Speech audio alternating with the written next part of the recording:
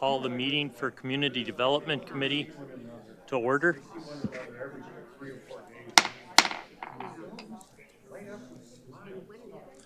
Let's start with the roll call, please. Scott Counter, Present. Diana Delaney, Present. Danny Erickson, Present. Carrie Rice, Present. Bob Swanepoel.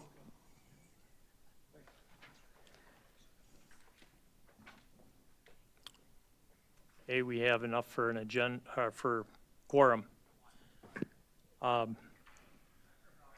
to start out with approval of the minutes. Is there any additions or corrections to the minutes from the last meeting? Of previous meeting was May 14th, 2026. See no objections, we'll consider them the draft passed. For everyone here, I want to thank you for coming tonight.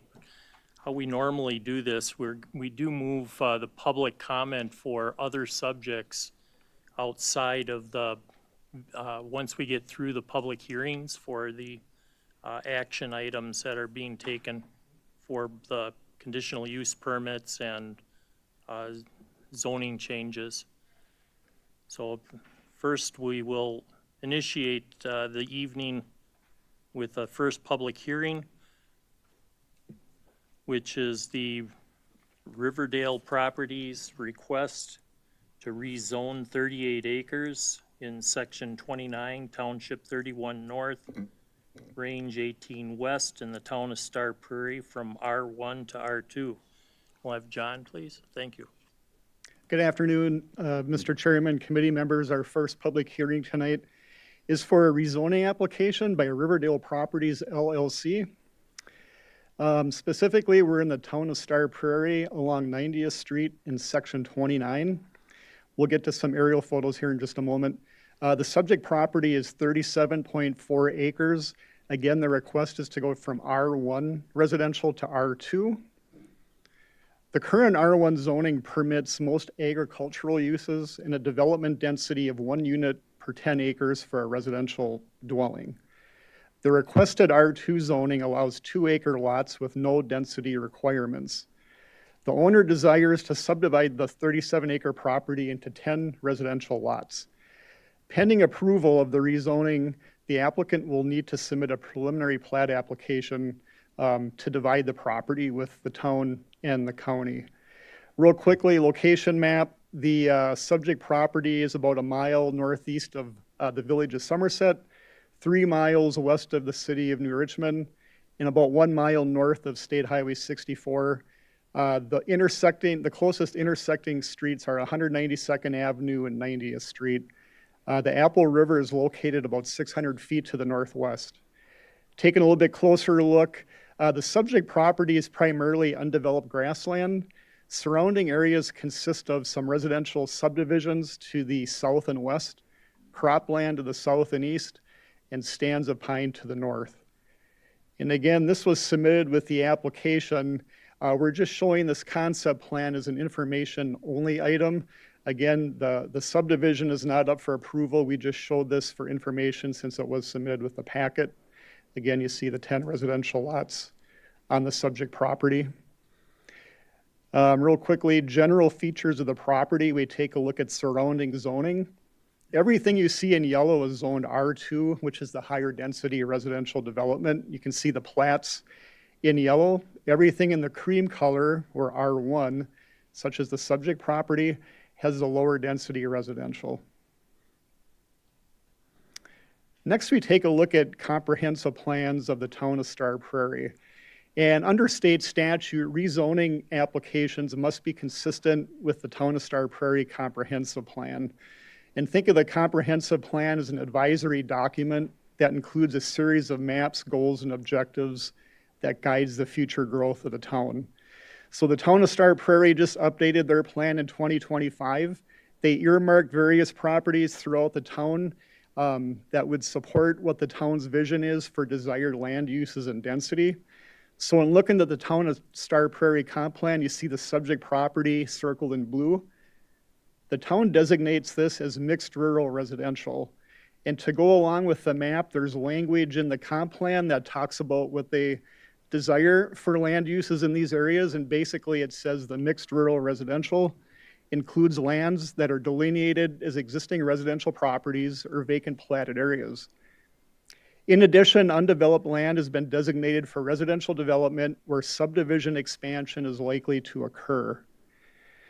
The plan goes on to say land in these areas should be zoned R1 or R2 if under current county zoning regulations, which they are, and the preferred housing unit density for this area is 1 unit per 2 or more acres.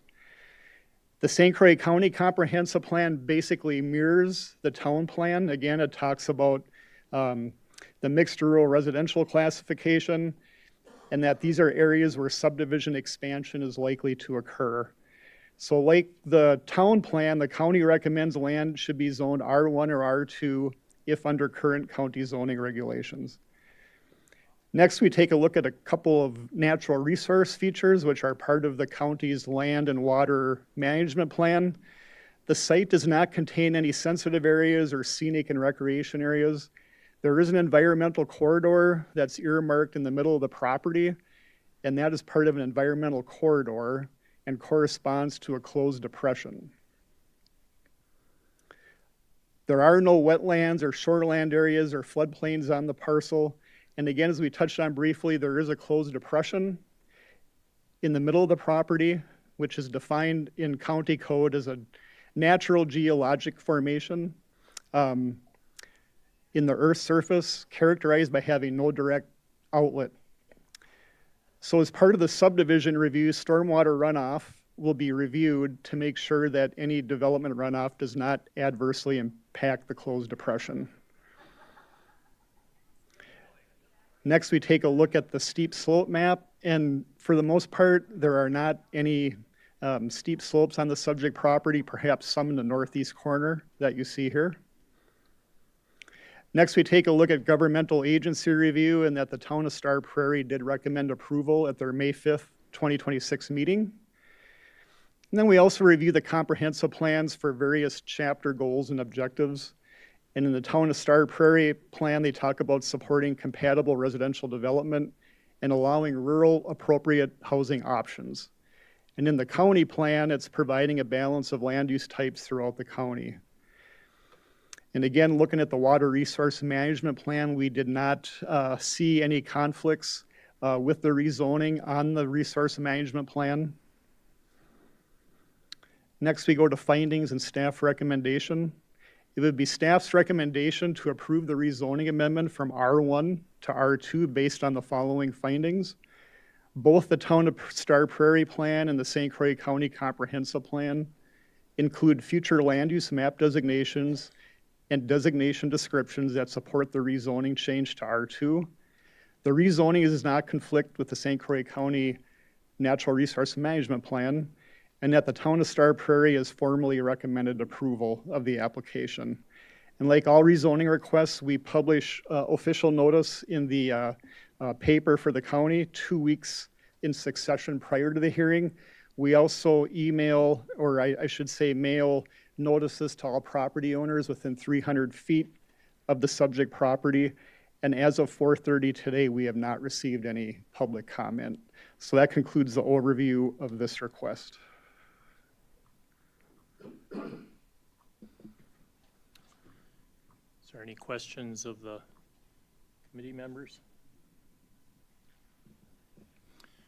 Does anybody wish to speak on behalf or against this zoning change from the public?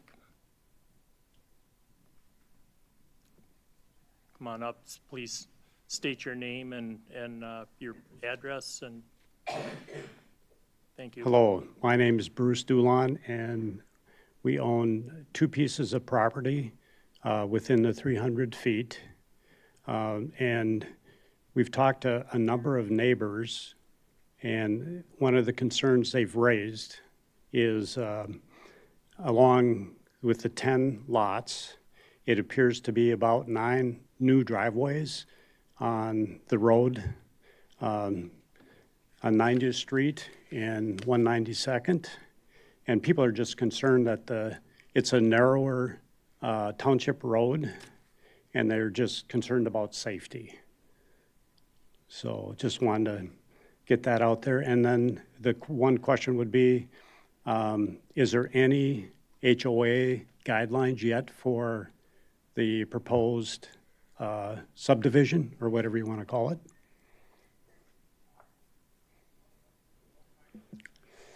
Well, I can't really answer questions, but what I can tell you is that this is just for a zoning change, so this has nothing to do with Okay, anything you. that has to do with that map. Yep. That map has no approval tonight. This is strictly Okay. just to do the zoning change. Well, then just noted as concerns of the neighbors, if Thank you you. would. That's the two things I've had. Thank you. Does anybody else wish to speak on behalf or against? Come on up. Please state your name and address for the record. Hi, my name is Laura Connard. I'm a resident of Aaron Prairie. The depression that's noted in the middle of that, would that be considered a sinkhole? Or I guess just an issue to be raised for you guys to think about and talk? And if it is a sinkhole, what's the karst formation on the underground area for it? And then what will happen when they take a farm field and they turn it into 10 lots with building and excavation and driveway building? Thank you.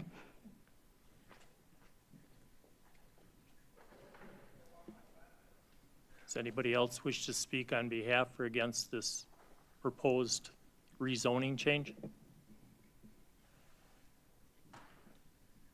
Anyone else wish to speak on behalf or against the rezoning change? One last time? All right, seeing none, we'll now close the public hearing and move on to business item number 1,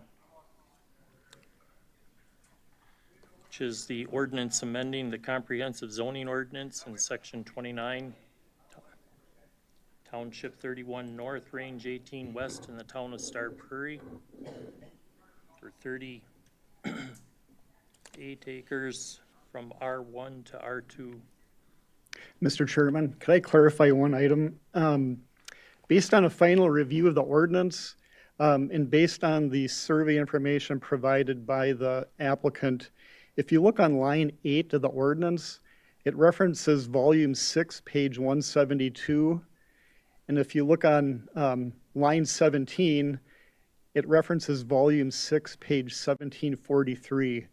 The correct notation on line 8 should read volume 6, page 1743. So as part of the motion, if that can be clarified, that would take care of that issue. Thank you. Was there? Yeah, we can move on with the motion to start with. John, I'm going to need your help with this, but I'm going to start out with a motion to approve ordinance amending the comprehensive zoning ordinance, section 29, Township 31 North, Range 18 West, Town of Star Prairie, 38 acres from R1 residential to R2 residential with the corrections that John is going to provide me. And again, that would be the correction on line 8 of the ordinance, and it should read volume 6, page 1743. All right, that's the motion. Second. So we have a motion and a second. Any discussion?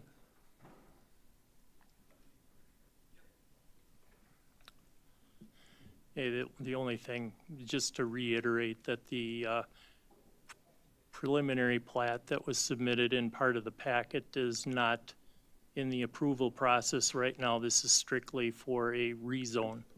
Correct. That was an information item that the applicant did include with the packet, and we did include it as part of the presentation.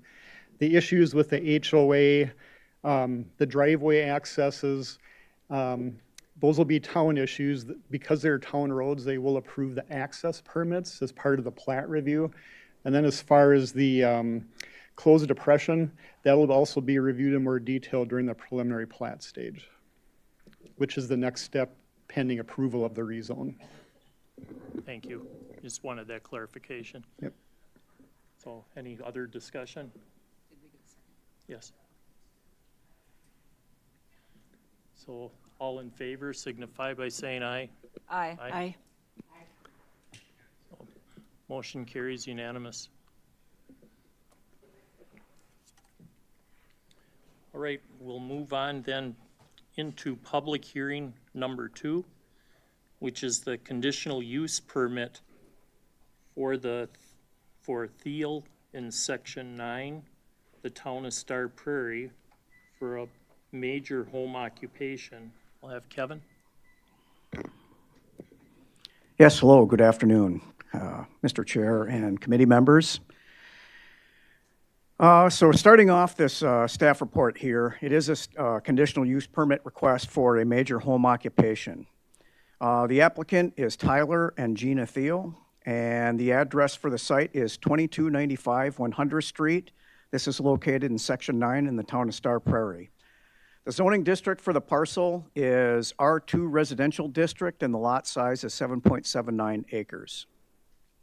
There's 2 exhibits tonight for you, or this afternoon, the staff report and the application. So to start off with some background information, Tyler and Gina Thiel currently operate a small mobile tire repair business from the property. The business is a mobile tire repair operation, and how this works is the applicant travels to do the work on different sites located around the area. And he services all types of different types of tires, ag tires, tractor tires, truck tires. Most service work is performed in the field, and the service work is occasionally done in the garage located on the parcel, meaning sometimes he needs to bring a tire back to the property to work inside his small shed where he has his equipment, and then take the tire back and work with the vehicle. The garage is the primary storage area for the tools and equipment that are related to the business. The applicant makes approximately 1 to 2 service calls a day, repairing approximately 12 or so tires per week.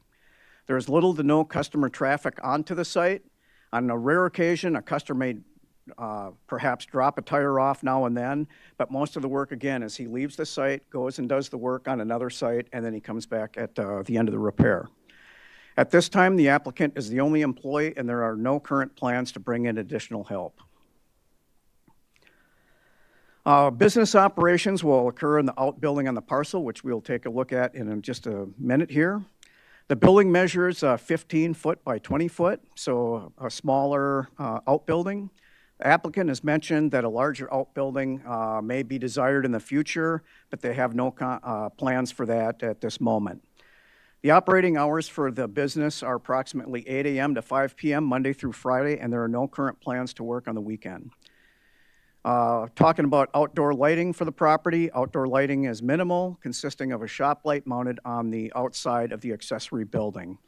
All business activity on the site is conducted within the outbuilding, and there is no outdoor storage of materials, tools, or tires.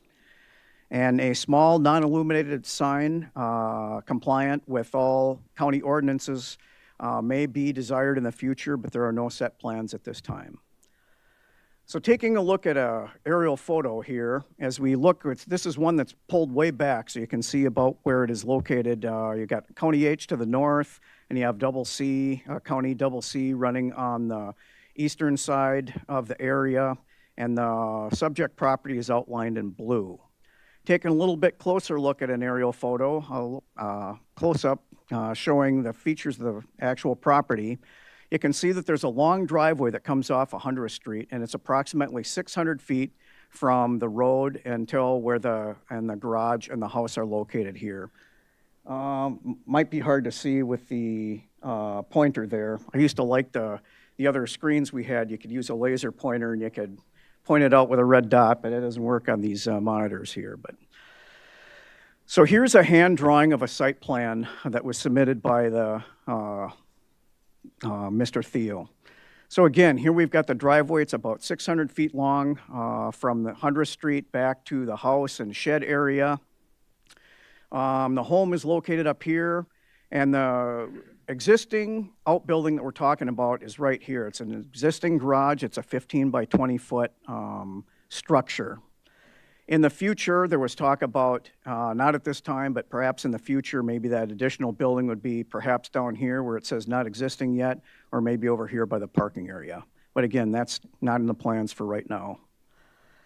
Taking a look at the surrounding zoning of properties in the area, there's quite a variety of zoning districts in the area. There's Ag 1 here in the light green, there's Ag 2 in the blue, and there's also R1, which is the pale colored yellow, and the deeper colored yellow is R2 residential district. So you can kind of see the mix of zoning areas in the that particular location. Here were some photos that were taken by staff. Here again is the outbuilding where the tire service will be operated within. We got a door here. There's some construction materials that are shown in the photographs right now because he was replacing a door and some windows, trying to make it a little bit nicer for his own use here. Moving on here, coming down the driveway, driving east towards the house and the little shop area here. And then here's that little gravel area where he stores a truck, and he's got a storage container.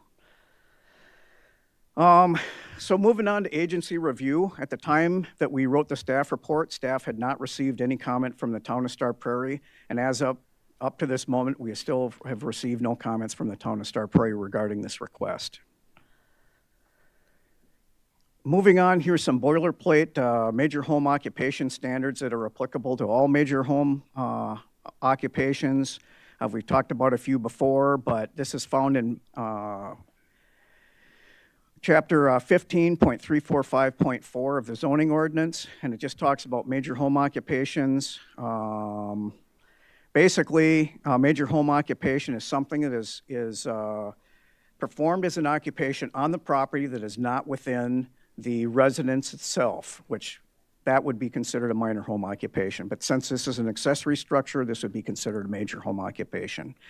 And as you can see here, a major home occupation, the square foot that's limited for a major home occupation is actually 6,500 square feet, and this building is a 15 by 20, which is 300 square feet, so it's much smaller than what it could be within the ordinance standards.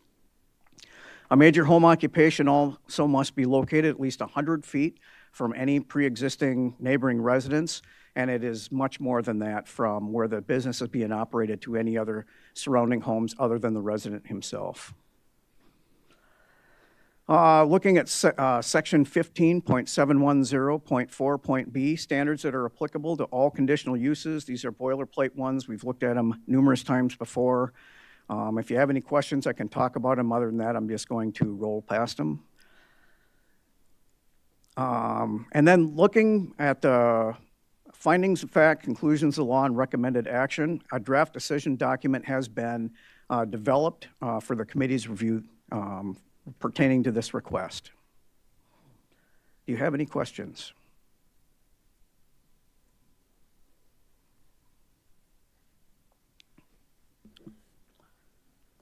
Okay, we're during the public hearing here.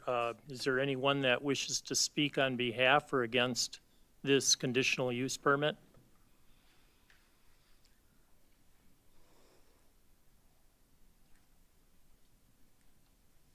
Second time, is there anybody here that wishes to speak on behalf or against this conditional use permit?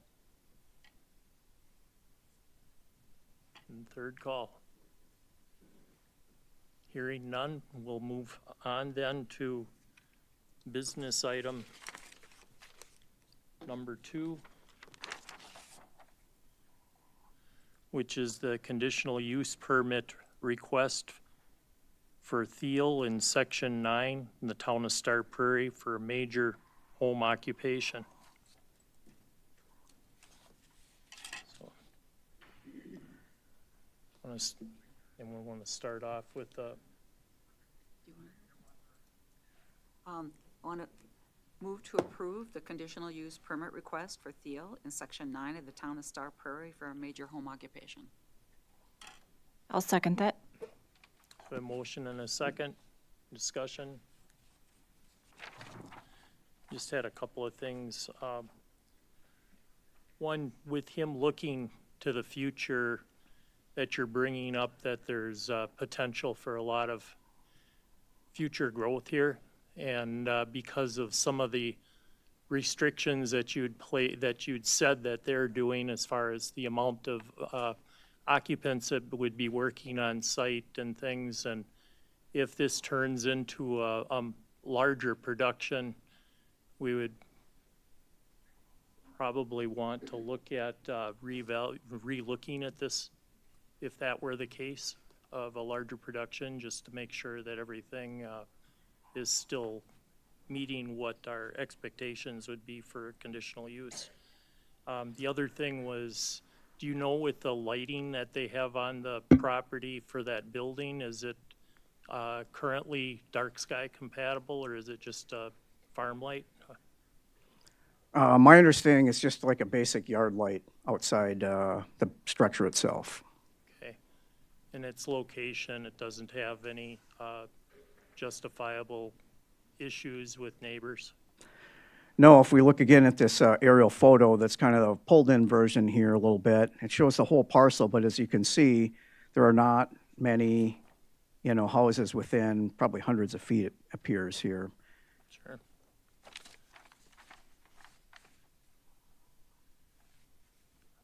And then you said that the township, as of yet, hasn't given a report back on their.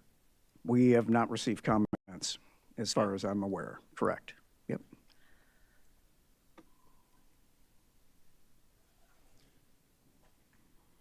Well, we do have a motion and a second. I'm just wondering if we want to consider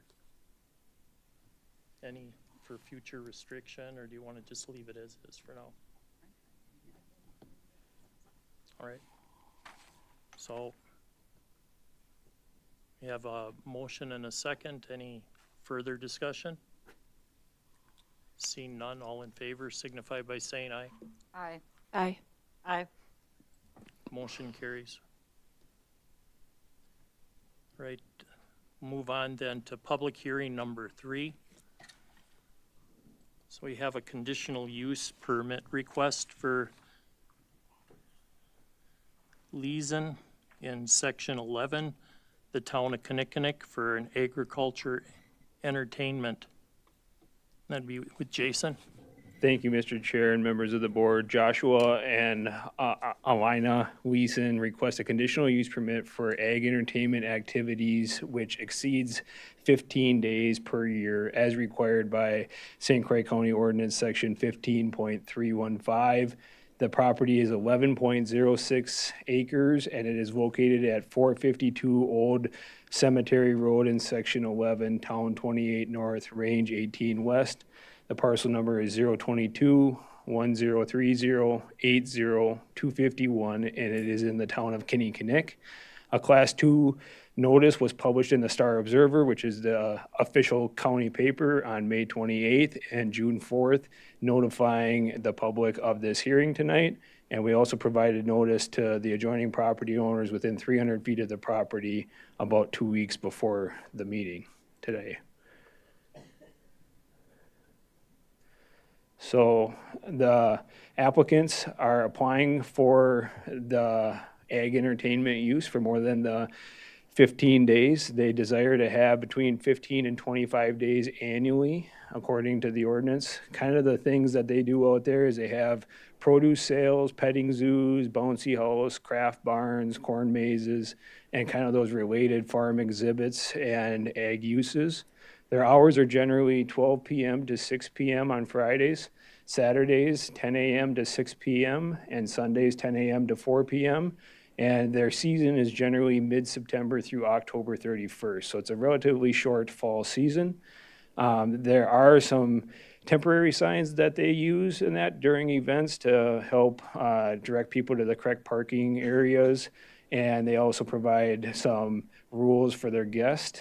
And any new signs would follow the setback off from any road, and that of 35 feet. So they wouldn't be in any right-of-way or anything like that. They do not add any additional lighting in that during the events, because all their events are during the daytime and at the 6 p.m. time cutoff. So traffic is all contained on site. So there's no parking on the road, and this use is consistent with the Ag 2 zoning district. When we look at the zoning map, there's pretty much all R2 zoning surrounding the property. The town road here comes up to the north, and that here's their dwelling. You can see that their parcel is zoned Ag 2. The property, and that doesn't have any shoreline overlay. There's no mapped wetlands or floodplain or other environmentally sensitive areas. There is some steep slopes up here in the northeast corner of the property, but everything that they're doing in that is not within those slopes, and it's down here in the south, more in the agricultural part.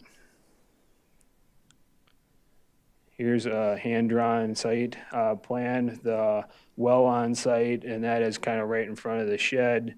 And that, the shed, the parking, and then they usually use satellite toilets or porta potties and that for their guests.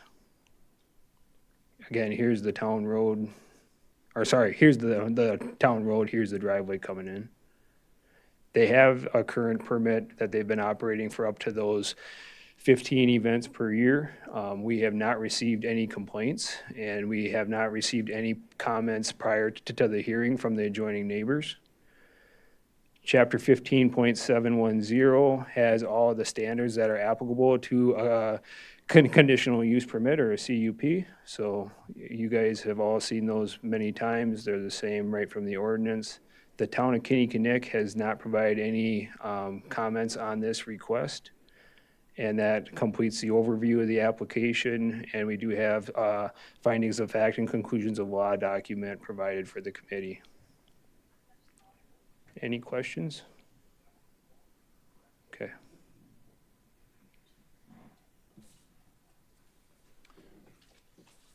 So at this time, we'll move, is there anyone that wishes to speak on behalf or against this conditional use permit? Is there anyone that wishes to speak on behalf or against this conditional use permit? And the last call. Seeing none, we'll officially close the public hearing and move into business item number 3, which is for the conditional use permit request for in section 11, the town of Kinnickinnick for ag entertainment.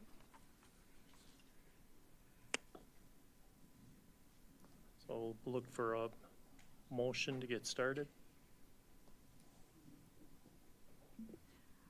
Motion to approve the conditional use permit request for a license in section 11 of the town of Kinnickinnick for agricultural entertainment. I'll second the motion. So we have a motion and a second. Is there any discussion or questions of Jason? Go ahead. Yeah, Jason, could you pull up the aerial view again? I visited this site, and I was very comfortable with this conditional use permit. It is very rural. None of the homes are nearby. And what I especially appreciated was that it's on a sharp curve. I can't remember which road that is. I Old can't see. Cemetery Road. Yeah, and it requires that you slow down. So sometimes we get requests that are on a straight road, and on a busy day, you might have a lot of cars stopping and starting. This is one where everyone will be slowing down, and then it looks as though all their planned parking is on the property, so unlikely to cause traffic problems. So I felt very comfortable with the application that's submitted. Yep. I believe they've been operating a lot of events. I believe that they also kind of specialize in families, you know, and that's kind of their business model, and that with the bouncy houses and the corn mazes, so.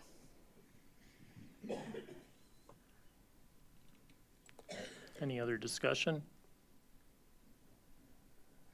So, Mr. Chair, the findings of fact here then that are before the committee were covered in the staff report overview that we just gave. I don't know if you have any changes to those.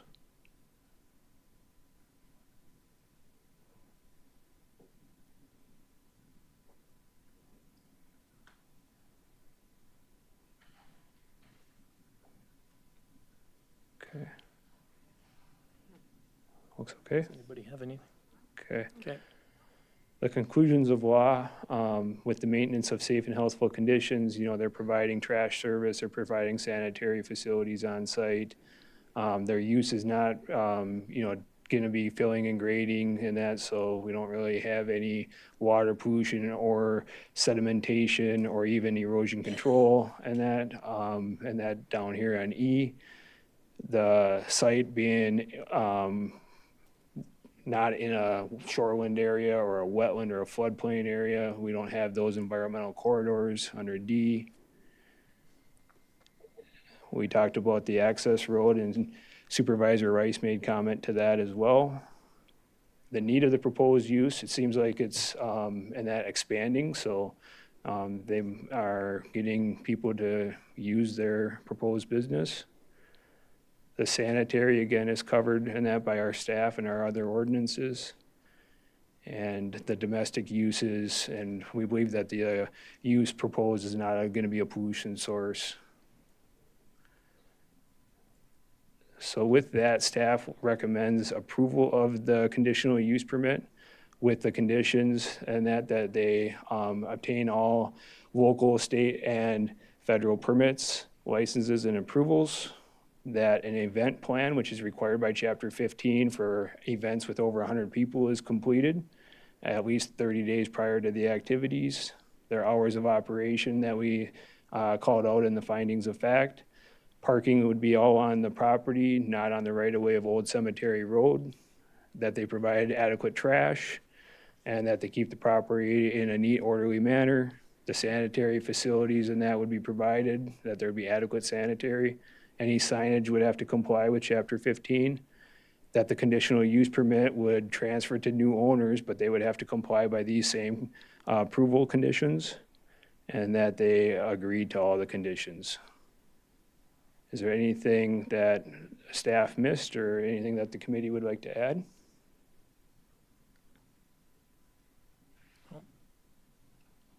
Okay.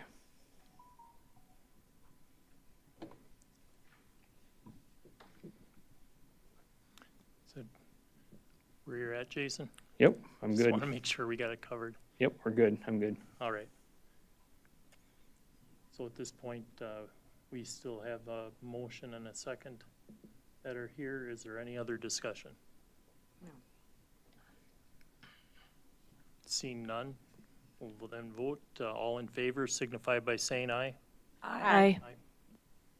Motion carries unanimous. Thank you, Jason.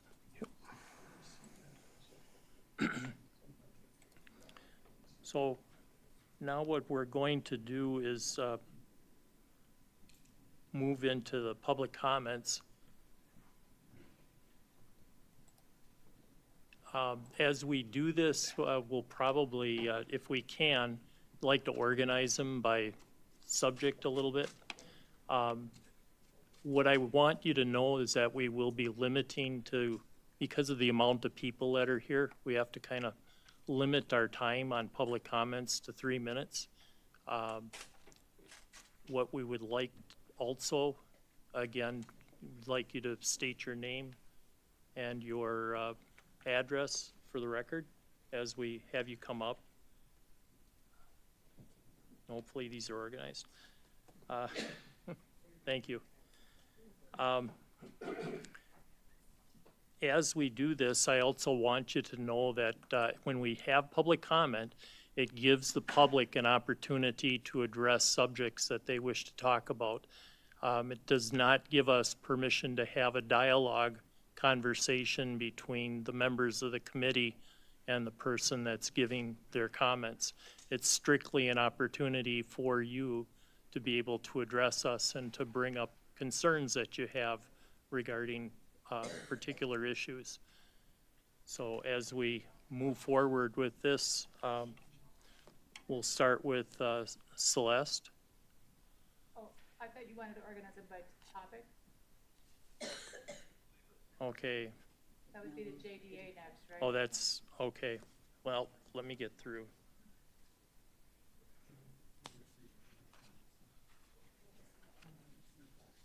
Okay, I gotta get them. I'm gonna help out with these. Which one are we on first here? Just bear with me a second, please. Lake Malibu. Malibu.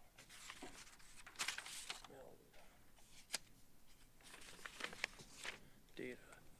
Should we ask some people who didn't say anything here what the topic was? Golf course.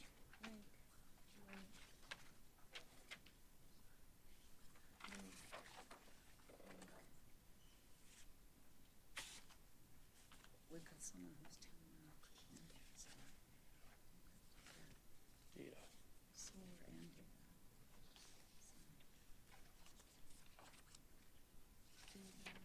Data.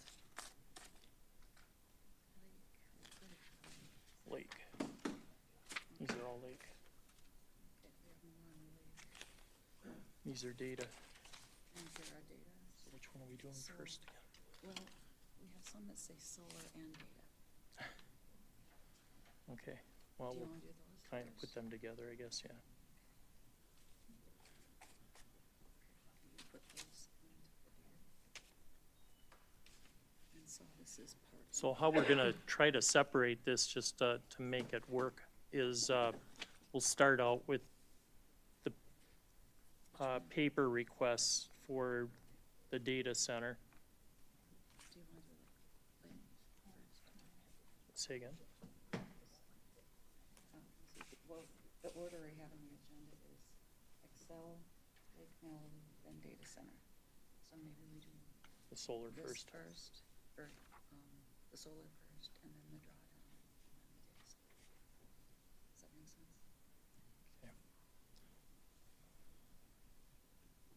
What's this one? This is golf course This is and data, revised drawdown. and most of these are like Malibu. This is drawdown. This isn't. These are all Malibu. Lake Malibu. This is- Sorry, guys. Yeah. Lake Malibu. Well, we're gonna I think try to these are start all- out with, some of you have written for multiple areas, so we'll start out though with, anybody that wishes to do public comment regarding the, solar fields, 10 Mile Creek. So I have one for Bonnie Smith.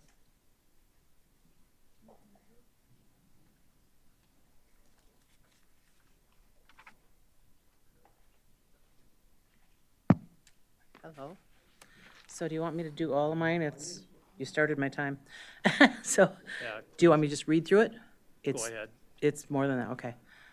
I'm just gonna touch on some things. There's lots of CUPs being requested. The hearings get real long. Sometimes it seems things are decided because it's been long, and people just wanna move along. Maybe there could be a group that does just CUPs. Goes out, makes informed decisions, separate meetings just for that. Jerry Van Sumeren used to be on this group. He's a good example. He really took his job seriously, as anyone in this group should. He did the work, just as you did.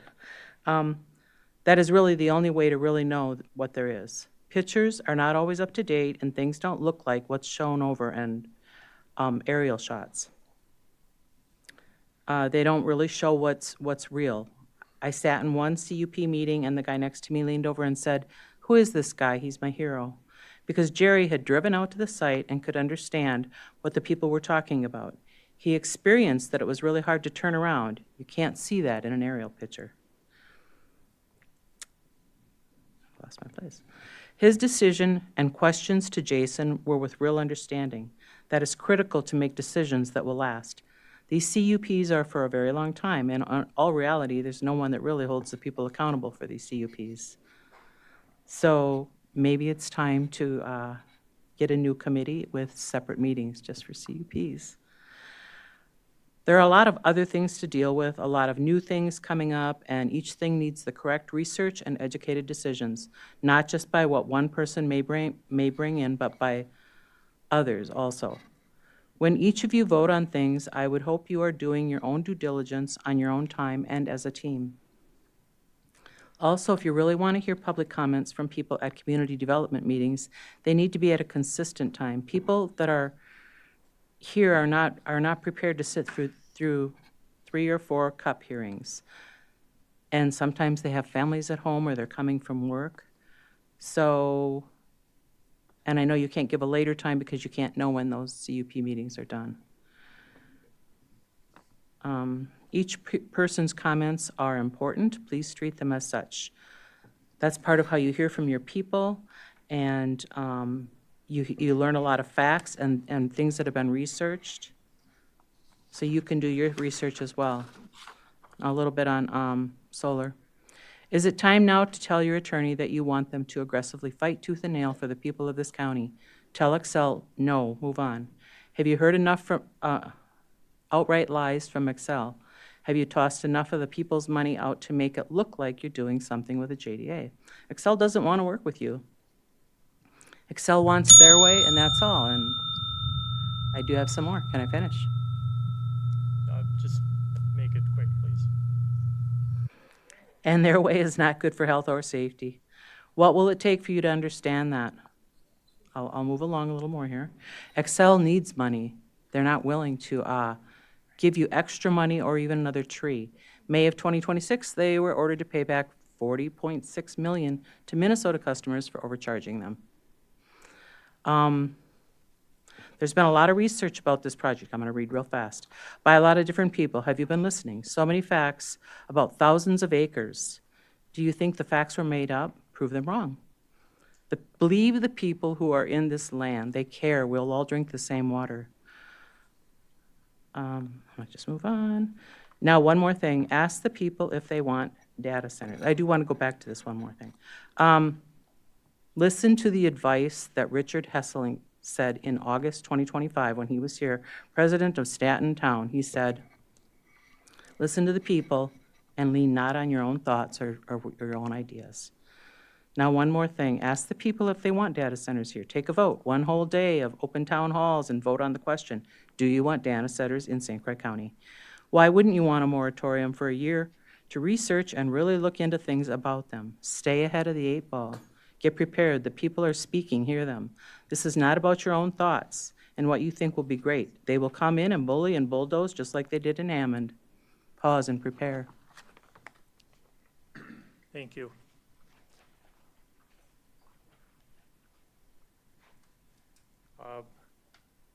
Ron Pratt.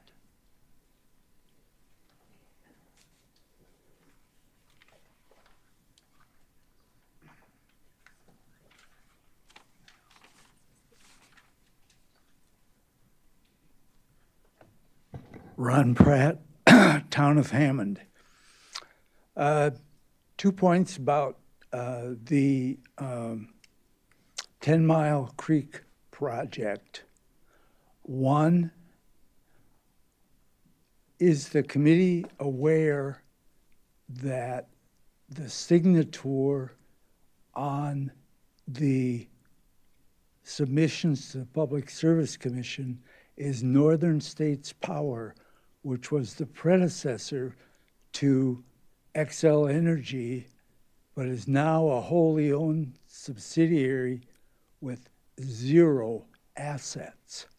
That means if things don't go the way XL wants, they can walk away from it and leave St. Croix County and the landowners and people of the town of Hammond and Erin and so on with a big mess. The second thing is their latest proposal talks about a battery storage facility. Do you know what a battery storage facility looks like when it's on fire? It is a disaster because water doesn't put it out. It makes it worse. And are our local fire departments equipped to handle something like that should it happen? And do they have the equipment and know how to do that. These are important things to consider as we look towards whether the 10 Mile Creek project should be allowed to go ahead or not. Thank you. Thank you. So I move to the data centers.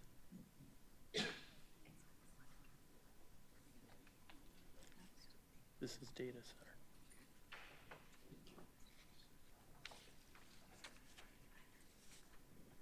So we'll kind of move into the ones for the data center. We'll start with Richard Benjamin.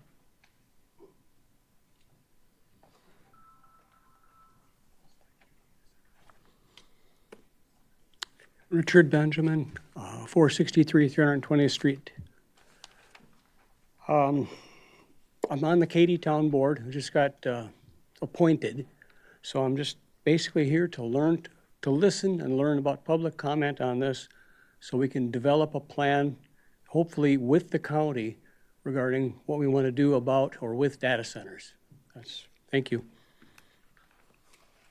Thank you, and congratulations. Thanks.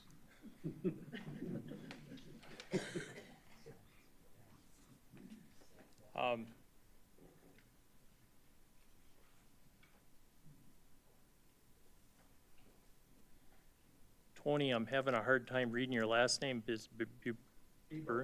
Biebel? Thank you.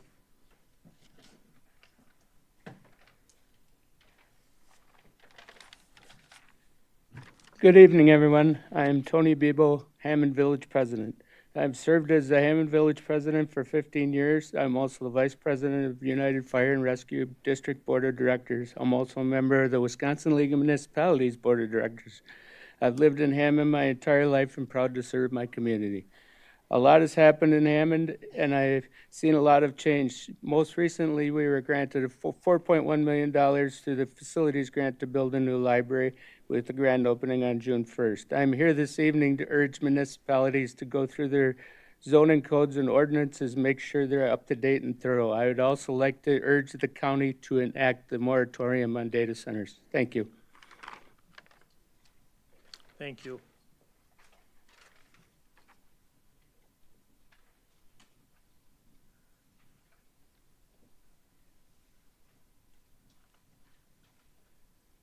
Have Keith Rout.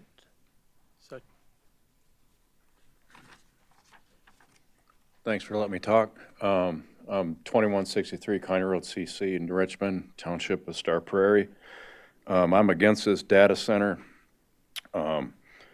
Totally, it's a pollution factory is all it is. We got air pollution that's going to be a terrible amount to try to almost power this thing for, 3 gigawatts of power. Got sound pollution.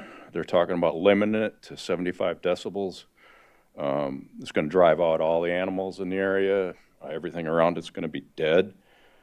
The closed loop water system, yes, sounds real good.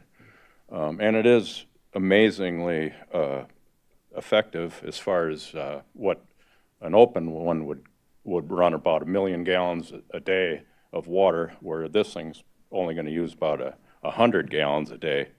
The wastewater, though, from maintenance purges, what's happening with that should be treated before it goes into the sewer or shipped off to a facility that handles that type of pollution.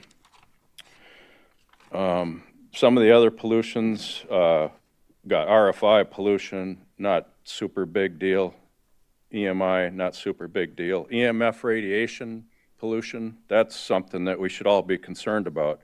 There's a lot of credible peer-reviewed scientific studies that prove that it causes childhood leukemia, central nervous system tumors, brain cancer, breast cancer, Alzheimer's disease, cognitive dysfunctions, miscarriages, birth defects, obesity, ADHD, asthma, oxidative stress, free radical formation, DNA damage, and smoking people and older age people, that increases the effects of EMI exposure. The power lines and the switch gear are what causes a lot of that because it's such high power. And the last thing I want to talk about is harmonics. You have a sine wave, which is AC, and what happens when you suck on the grid so hard for a data center, it distorts the sine wave. It chops the front of it, and what happens is all your appliances, everybody within a 20-mile range, start overheating. The motors and stuff in your refrigerators, anything that uses power out of the wall, it degrades them. They fail way sooner because the power is rotten, and that's what this thing causes. And because they're all interconnected, all these data centers, they don't just store information like we were told. That's a lie. They're all interconnected, and it's for redundancy purposes if they need data retrieval emergencies and stuff. So what ends up happening is they use this whole system, the military, Starlink, all the data mining, and they can run right into the internet from there. So they're just going to be harvesting information any way they want. And the problem with all that is if our adversaries are going to target us, it's going to be targeted for drones or targeted for nuclear weapons, and that I don't know how one small town of, and their board of 4 or 5 or whatever people can make that determination, put all our children at risk and all of us at risk for not only being targeted, but for all of the poison that's coming out of this place, or going to be coming out of this place. Thank you. Thank you. Point of order, Mr. Chair. I'd like to ask that we ask our speakers to honor the 3-minute time limit. We have a stack of requests here in front of us. We want to make sure people have time to speak. Thank you.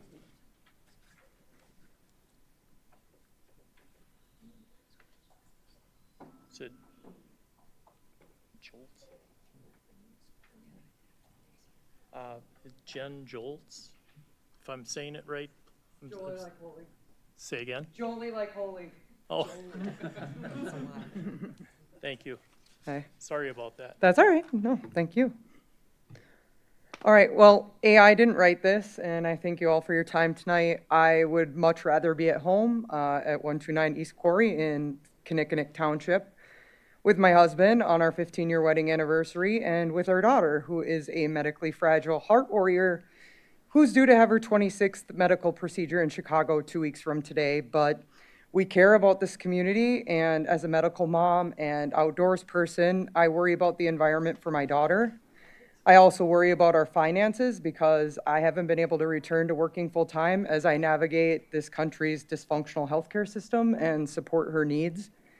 I ask that you not let outsiders threaten our beautiful landscape, including the Class 1 Kinnickinnick River and thriving St. Croix River that drives significant tourism dollars to our area. I ask that you not threaten family farmers' ability to thrive, and I ask that you not threaten families' abilities to pay their electricity bills and drink the water in St. Croix County. These are real, tangible threats we face from data centers. Please take the stories from other communities seriously and ask yourself who truly benefits. Let's not look back when it's too late. The conditions approved earlier this week in Hammond include a significant amount of gigawatts to power more than 3,000 houses in a year. It's even more concerning that the amount publicly listed in those contingencies isn't bound by a time frame.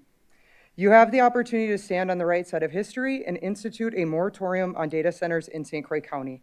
I'd like to see that, as well as any other necessary actions to protect our county, to be taken swiftly. And I'll see the rest of my time. Thank you. Thank you.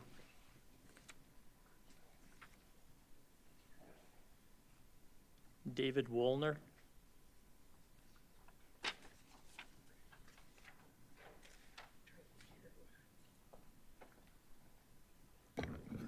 David Wallner, 490 Forest Drive, Somerset.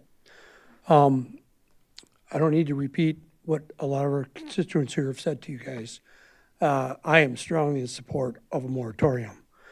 All you need to do is look at the other states that have these data centers currently. Look at Ohio. Look at the residential electric rates, doubling, tripling, quadrupling, groundwater usage. They have to cool these things down. What comes out on the other end when they discharge? I mean, if you do your homework, you'll see obviously that these data centers, what's the net worth of them? They're not going to employ many people. A lot of money goes into it, and we get no benefit out of it. A lot of land is used. And with the King plant closing down in 2 years, where's the power going to come from? We're going to be at the end of the loop of power. Our power is going to be out. When the individual behind me talked about the disruption in the sin waves in the power grid, that's real. I think we need to look at this hard and say no and put a moratorium on it. I mean, we got a lot of things coming at us real quick here in the next 5, 10 years. AI. Where are our kids going to work in the next 5, 10 years? What are we going to do for them? We need to protect our groundwater. We need to protect our future for our children. As a grandfather of 7 kids and a new grandchild just now, I want their heritage to be my legacy. You know, we need to protect that. I mean, it's us. St. Croix County is for the people. Protect it, please. Thank you. Thank you.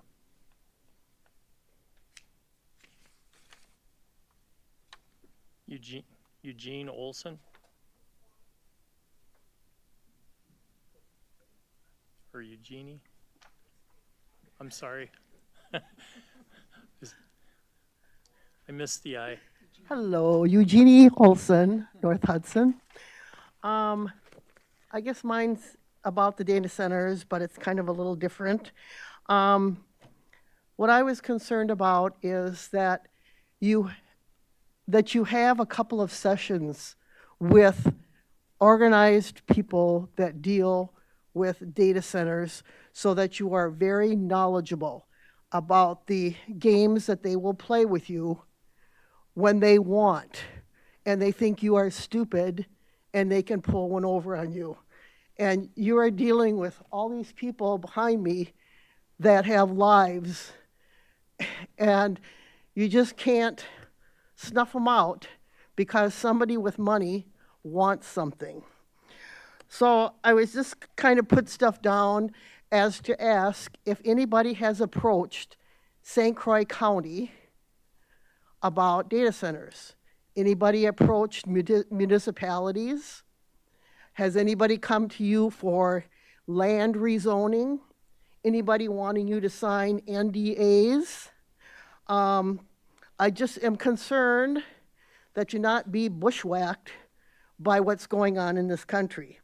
Who's going to control the pollution? Is the pollution controlled by the federal government, your state, or you? And we go back to the other parts of this too, the water consumption.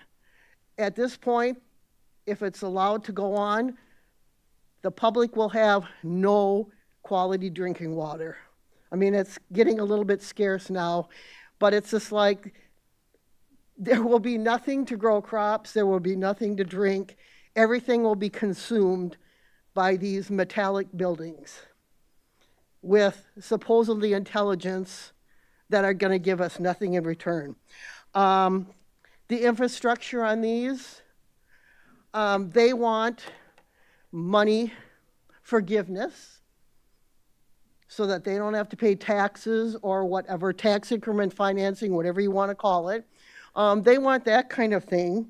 But then who's going to pay for the infrastructure to get the water, to get the electricity?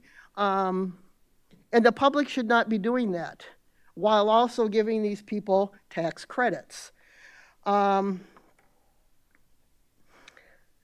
Okay, I will just say I am for doing a moratorium. As long as you can drag it out, go for it. Thank you. Thank you.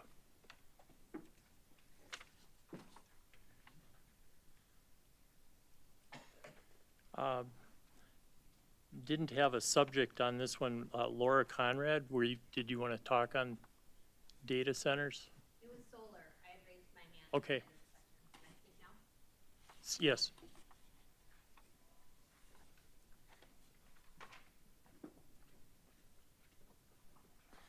My name is Laura Connard. I'm here reading a statement that my neighbor, Dave Meyer, prepared. We both live in Erin Prairie. The first comment he wants to make is about the JDA. Please stop any further joint development agreement discussion with Xcel Energy. As was shown in the Hancock Solar Project case, the Public Service Commission used the existence of a joint development agreement with the town as a reason for Hancock to release any claims about a solar project going against their town's comprehensive plan. Even though a JDA has not been agreed to by Xcel yet, St. Croix County has already done enough damage along these lines by spending time and money negotiating a joint development agreement and still remaining open to further joint development agreement discussions with Xcel. Stop working on a JDA and focus on intervention. Second paragraph he asked me to read is about St. Croix County intervention. The county needs to prepare to make a request to intervene at the Wisconsin Public Service Commission. Shortly after Xcel's application is submitted, the PSC will review it and issue a completeness determination letter. Soon after that, a notice of proceeding is issued, which opens the 14-day window to submit a request to intervene. In the Badger Hollow case, case number 9827-CE-100, there were 63 days from when the application was submitted until the window to make the request to intervene was closed. Let's not assume Xcel will be filing late this year. Let's prepare the county request to intervene now so that we're ready when the time comes. The details of the intervention can be developed after the request is made. I have a few comments that I'd like to make. I've got a minute left. I don't know if his 2-minute comment counts as mine, but I'll do the best I can to honor the 3-minute time. I'm here to request that you don't pass the draft resolution about the JDA. Continuing and keeping that door open to negotiate a JDA seems improper. Xcel is showing their true colors and not wanting to talk to you guys. Saying the comment, I think there was wording something about we'll consider intervening at a later point in time. It's my understanding that this board already made a decision to intervene. I hope you'll honor that decision. I know there's new people on the board. They may have new thoughts or feelings, but if new board members decided they didn't want to fund a jail renewal project that was already approved, you can't really go back on a building project like that. So please don't go back on the decision that this county already made to intervene. Prepare for it now. Be ready. Thank you. Oh, also data center. Don't like those. Please do the moratorium. Thank you.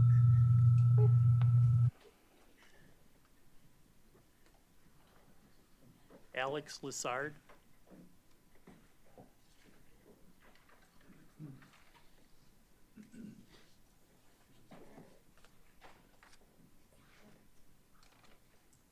Did you say, What was the name? what was the name? Alex Lessard.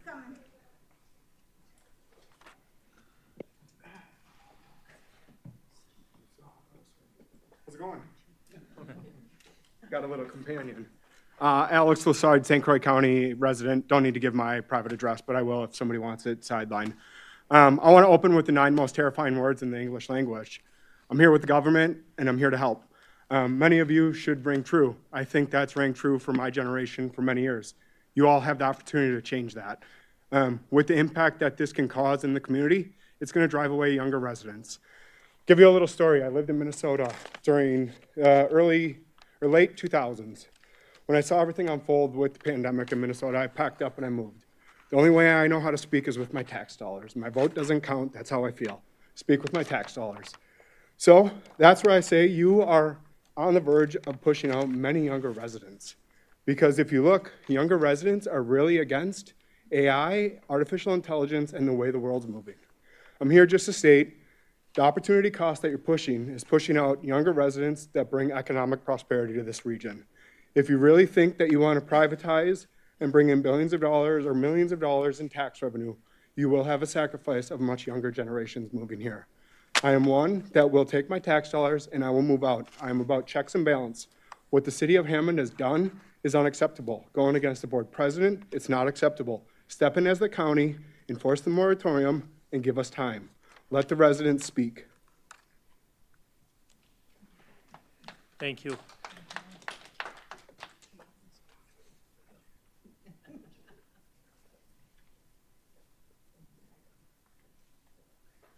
Olivia Dumond.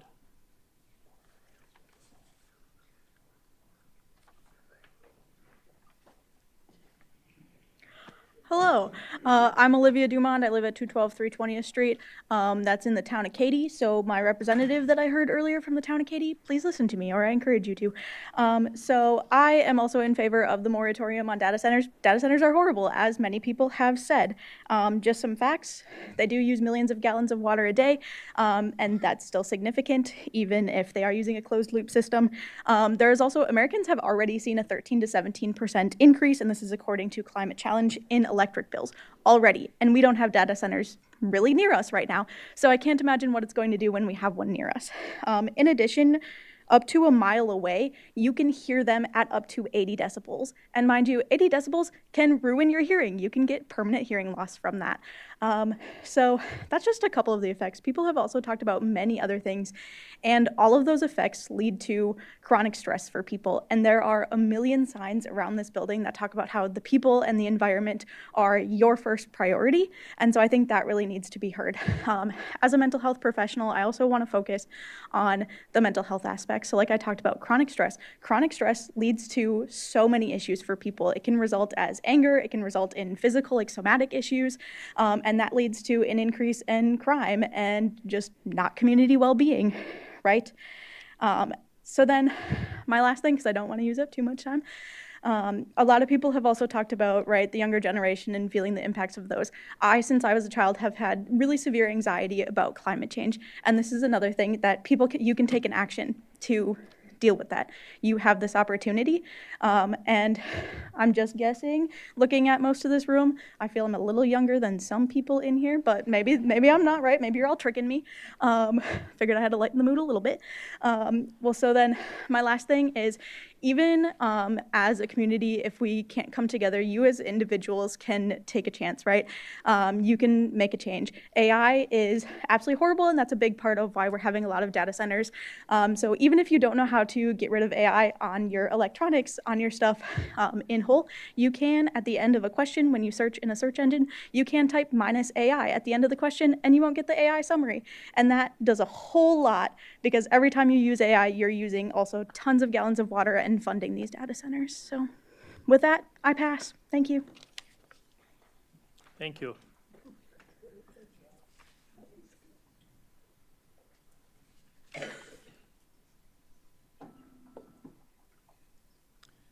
Adam Gustafson.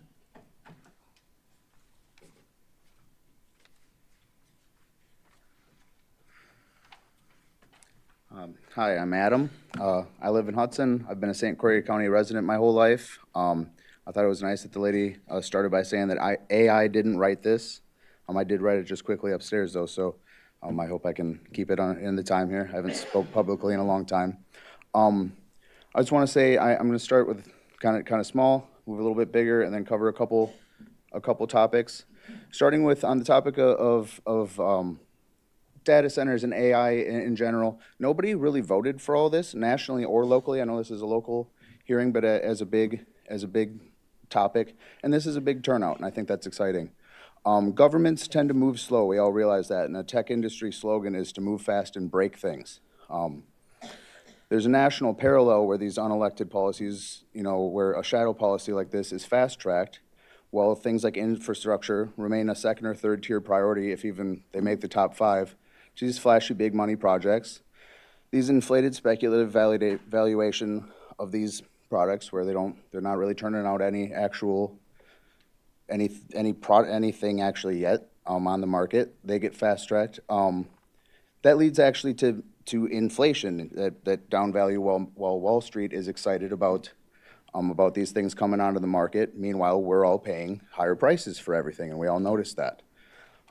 We all saw, regardless of how you feel about him, who was standing behind the president at the inauguration, and those people are getting their bread buttered. We've all been exploited for our data and made addicted to social media for decades. Have they not extracted enough value yet from us? When do we, the people, get a bailout or a kickback for any of this? As a millennial, this is my, fourth once-in-a-lifetime economic bubble crash incoming before I turned 40 years old. I thought that was a good point earlier about younger residents fleeing, that we all kind of see all this coming, and what would we stick around in a place where I've lived my whole life? Why would my loyalty stay here? Actually, really. It's likely I'll rent forever, and I can't afford to bail out another billionaire, or certainly not pay their power bills. As a Wisconsinite, we all remember the Foxconn scam. How is this really different? What's the utility? What is actually being given to us as a trade for what we are investing into all this? Is the hurry just to get in before a big Tesla IPO? I'm concerned about water usage as well. We're sitting on aquifers and watersheds that are ancient. It took tens of thousands, if not millions of years to make them, and once they're gone, they're gone. That was a good point earlier about battery storage. That if something like that leaks, or there's a fire or something like that, there's no putting it out, and do we really trust that they're going to bring in the right people to do the testing and make sure they do it right? I know I'm about to get the ding. How many jobs to run the plant? How many does it take to build it? How many to run it? Are they permanent jobs? What's the plan to supplement the community when the jobs are taken out of the community? Do they get an energy priority in an emergency? So if there's a tornado or something, do they get the priority? Is that, instead of the community around them? I thought it was a good point, sorry, heart's going, about being a military target as well. We have very vulnerable infrastructure, and we're in a war right now too that they're also not acknowledging. Will these people protect us, or will they leave us holding the bag? I just don't think that artificial intelligence is a very good substitute for real intelligent design and policy. Thank you. Thank you.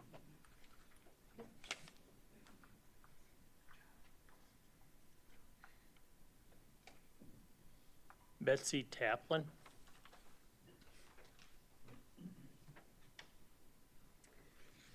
Good evening. My name is Betsy Taplin. I live in River Falls, and I wish you a good evening, Mr. Chairman and council members.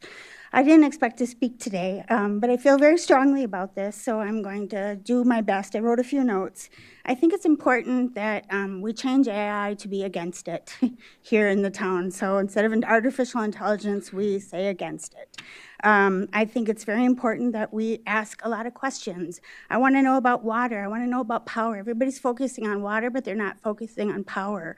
1 gigabit or 1 gigabit hyperscale AI building can take an entire city's use of power. So I want to know more about that. I want to know more about the noise. I want to know more about the traffic, fiscal impact that's going to have on this community, and any future expansion. These are all questions that I have, and I think a lot of people have as well. So I think it's very important that we do our due diligence and manage that moratorium and make sure that we know what happens to all that water, what happens to that power. Are we gonna share in the infrastructure costs? Do you know that a hyperscale AI building it's not just a warehouse, it's a complex. It has data cooling centers, it has power grids, and I echo what someone else said earlier about how does the power structure happen? Do they get first dibs, or does the town get first dibs? To the city, et cetera? I think it's important that we find out about these things. So I encourage you to put in place a moratorium and let us talk, let us learn, let us understand what this really means before somebody comes in and makes a decision about our environment. They're not going to be living here. They're not going to be feeling the effects of this. They're just going to be sitting somewhere drinking a margarita and enjoying the sun. So I hope that you'll consider that, and I appreciate the time to talk today. Thank you. Thank you. Tiffany Alexander.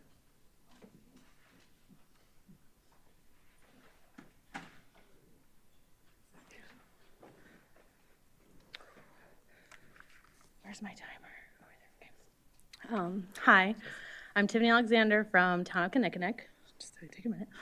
I would rather be at home with my kids right now. My kid's birthday's tomorrow, but sorry. I found myself walking to get a comment card because it was a daydream. I don't know. So here I am. Ultimately, I'm here because I read a shirt when I was at the Hammond informational session before their vote, and it said, "If not you, then who? Who speaks up to protect the people's wishes over profits? Who protects the well water for the families that rely on them? Who questions the report from the electric company that stands to profit from the presence of the data centers? Who wants to value citizens over corporate agendas? Who wants to take time for deliberate and intentional decisions? If not you, then who? Because you guys are our representatives. If you want to represent the people who have voted you into these roles, listen to us. Be a parrot of what we are saying with your vote. There is a Uniting Western Wisconsin event on Sunday in Knapp, Wisconsin. I know it's not here, but it's uniting communities, people, towns across Wisconsin, so nobody has to fight this by themselves, right? A lot of us are small town people who rely on a handshake and a good word. We're not ready to fight big corporations who have big time lawyers who know how to find the loopholes and get their profits out of these small communities. So please think about coming to that. It's on Sunday if you want to have conversations with people outside of St. Croix or in St. Croix to learn more about what this is about. Like I said, towns are too little and trusting in a handshake to fight corporations by themselves. Please, ultimately, my ask of you is to please implement a moratorium on this so everybody has more time to be intentional with the choices we make for long-term impact. Thank you. Thank you. We have Pamela Kinder.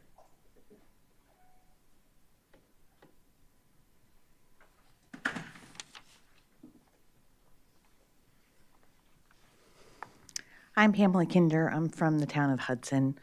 I only found out about this meeting this afternoon, so I haven't prepared remarks. I felt very strongly about coming here. I have a 12-year-old son. I worry about his future, and I also worry about the resources that he will have left when he gets older. I don't think this should be a discussion about AI, whether it's good or bad, but I don't think that you have enough of the answers that we're looking for as to the resources that are going to be affected and impacted and how this is going to impact our community. So I am for a moratorium, to take the pause, to do due diligence, to err on the side of caution, and I implore you to consider that. Thank you. Thank you.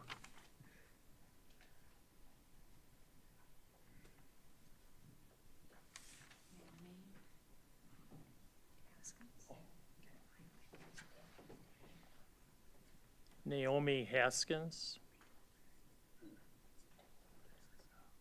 You have to forgive me if I'm not getting it right. Hi, I'm Naomi Haskins. I live in New Richmond. I am a therapist to our local community and a mother of 5. And the reason I chose to speak is I would really appreciate if you would support the moratorium. I'm very concerned about what happened in Hammond. The citizens stood up and said they didn't want this. The board didn't want this, the president didn't want this, and it was just pushed through. And I'm worried that that will be a slippery slope with other projects, whether it's data centers or foreign interests taking advantage of our resources. We moved to St. Croix County because of it's St. Croix County. If we wanted it to be Silicon Valley or somewhere with foreign hog farms, we would have moved there. But we moved here because we love the community, we love the natural resources, and I just beg you guys to preserve it and please pass the moratorium. Thank you. Thank you.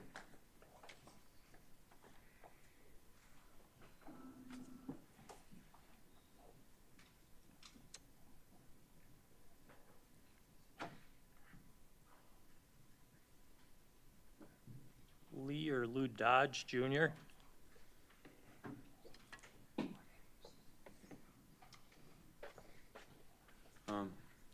Hello, I'm Lee Dodge Jr. I live in North Hudson. And I just want to say that before AI was used for us, before it helped us, it was being used against us. From the beginning, AI has been scraping our social media accounts and our web activity so that whoever owns the company can figure out how to get us to watch videos the longest, view the most ads, and buy the most stuff that we don't really need. I'd also like to add that with the moratorium, ultimately a year isn't that long, and when this is such a big decision that's going to impact so many people, why not take some more time to think about it? Thank you. Thank you.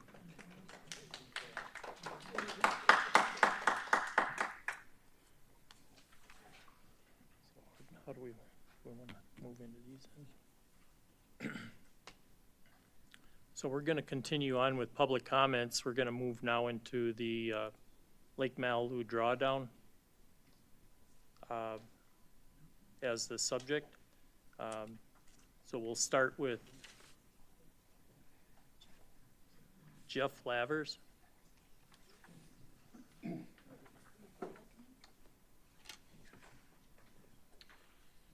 Thank you, Mr. Chairman, the board members. Jeff Lavers, I live at 1319 Riverside Drive in Hudson. First of all, I'd like to thank this committee for the approval of the application letter that we have. We now have all 4 municipalities. That application allows us to start the process with the DNR as we described the last time. That process commences with a lot of public information, a lot of data information that allows the DNR to make an informed decision. As part of that, as we promised, we're going to hold a public forum on July 6th with the DNR, with Wild Rivers Conservancy, and with Stantec Consulting, who is the foremost engineer in this field, to allow people a question and answer session to address a lot of the comments. I don't think this is the right forum for us to go back and forth on scientific data and information. I think a forum like that is probably most appropriate for this. We invite this body and any other concerned people to attend this public meeting, be at White Eagle Golf Course on July 6th. And it is our intent to try to have as much information as possible with experts, not people who believe that they have information or read something somewhere, but rather to have an expert panel have a discussion in terms of the benefits of what a drawdown can do, along with what some of the challenges of a drawdown. I'll remind everyone, this is a lake that's in peril due to a breach in 2015 from the Little Falls Dam. It has been the fervent effort of the Lake Association to try to repair the damage, mitigate some of the challenges within this. A drawdown is one of the steps we're looking to do so. We look forward to the opportunity to have that public forum to get scientific data on the table and help this decision with us. We've also had the DNR send letters to Jason to recommend to him or to remind him the process which allows this committee to pull its application prior to the application, prior to the drawdown if it deems it necessary. We obviously hope not, but that is your right as a dam owner. Thank you very much. Thank you.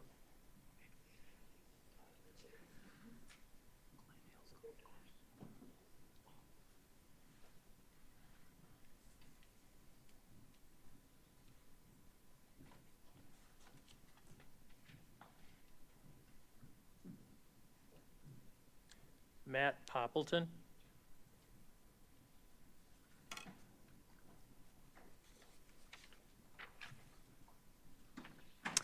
Good evening. I'm Matt Poppleton, Executive Director with Wild Rivers Conservancy of the St. Croix and Namakagon. We're based in Osceola. We have received that invitation for the public forum, and we appreciate the forum. For the record tonight, I would like to continue with our comments and respectfully request that St. Croix County Community Development Committee rescind the authorization for the proposed 7.5-foot drawdown of Lake Malibu. Our request is based on 3 concerns. First, that the phosphorus impacts have been significantly underestimated. Second, that the project poses a substantial risk to water quality on Lake St. Croix. And third, that it threatens to undermine years of public investment and progress towards improving watershed health. First, we believe the phosphorus impacts have been significantly underestimated. The drawdown request package estimates that between approximately 6,700 and 13,000 pounds of phosphorus would be transported downstream during the drawdown period. That estimate is based on a sediment dry bulk density value of 0.9 grams per cubic centimeter. However, after reviewing the documentation, we do not believe there is sufficient evidence that this value accurately represents the sediments found in the Lake Malilu Delta. Using sediment core data collected for the applicant's own sediment transport model, we evaluated the grain size distribution of the sediments in the Upper Lake and Delta area. That analysis found the sediments are primarily sandy loam alluvial deposits consisting largely of sand with smaller fractions of silt and clay. What does that translate to? Based on commonly accepted values for sandy loam, a more scientifically defensible dry bulk density range would be approximately 1.55 to 1.75 grams per cubic centimeter. Applying those values to the project's own calculation results in an estimated phosphorus release of approximately 21,000 to 48,000 pounds, several times higher than the estimate currently being used for decision making. We believe that this range of values should be used for the project unless or until a sediment dry bulk density study can be performed using standard field sampling and laboratory methods. Second, the project presents a significant risk to the water quality of Lake St. Croix. Lake St. Croix has been listed as an impaired for phosphorus and sediment since 2008. In response, federal, state, and local partners have spent years developing and implementing a total maximum daily load, or TMDL plan, designed to reduce nutrient pollution and restore water quality. The estimated phosphorus load associated with this drawdown is concerning because phosphorus is a nutrient that most directly drives algae and cytobotanical bacteria growth in Lake St. Croix. I'll cut to my third point here. Third, the project threatens to undermine years of public investment and watershed restoration efforts. Over the last decade, St. Croix County farmers, watershed organizations, state agencies, and local partners have worked collaboratively to reduce phosphorus runoff entering Lake St. Croix. According to the draft 2025 TMDL implementation update, more than $4.4 million has been invested in conservation practices, technical assistance, and watershed improvement projects throughout the county. These efforts have achieved measurable reductions in phosphorus loading and represent years of work by landowners, local governments, conservation staff, and taxpayers. For these reasons, Wild Rivers Conservancy respectfully urges the Community Development Committee to rescind authorization for the proposed drawdown. Thank you for your time. Thank you.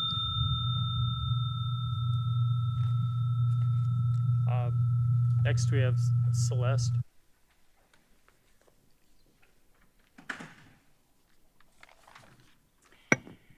Good afternoon. My name is Celeste Cobrell. I have lived on Lake Malilu in the town of Hudson since 1993. I've been an active and involved member of the Lake Malilu Association during that entire time.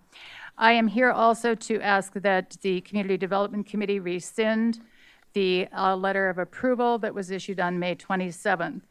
The letter fails to address and protect St. Croix County's interests, as well as fails to address and protect the important public interests and public rights in our public waters and public resources.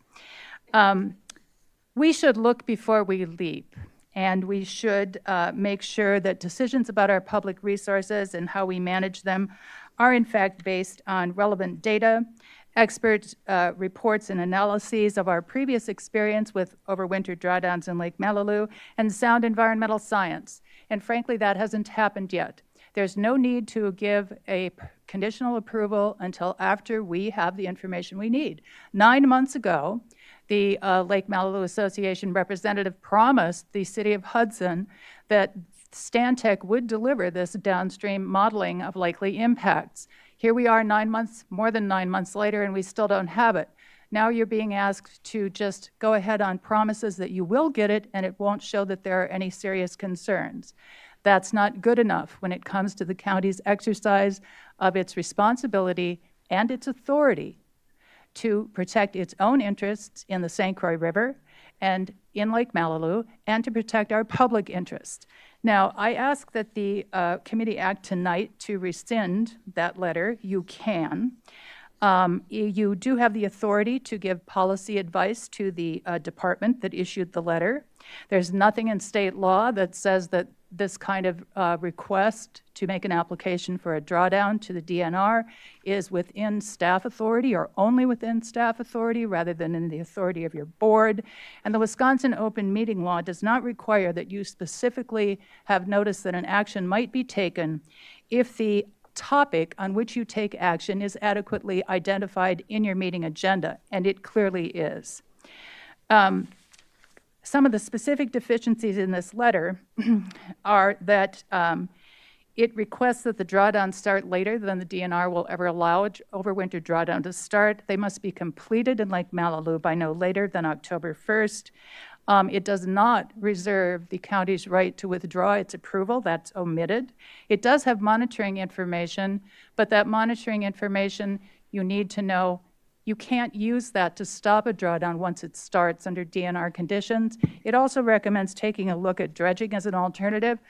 No preliminary application for a dredging permit was ever even completed, and dredging was found to be unfeasible on the advice of the LMA's consultant. Thank you. Thank you, Celeste. John Gostovich.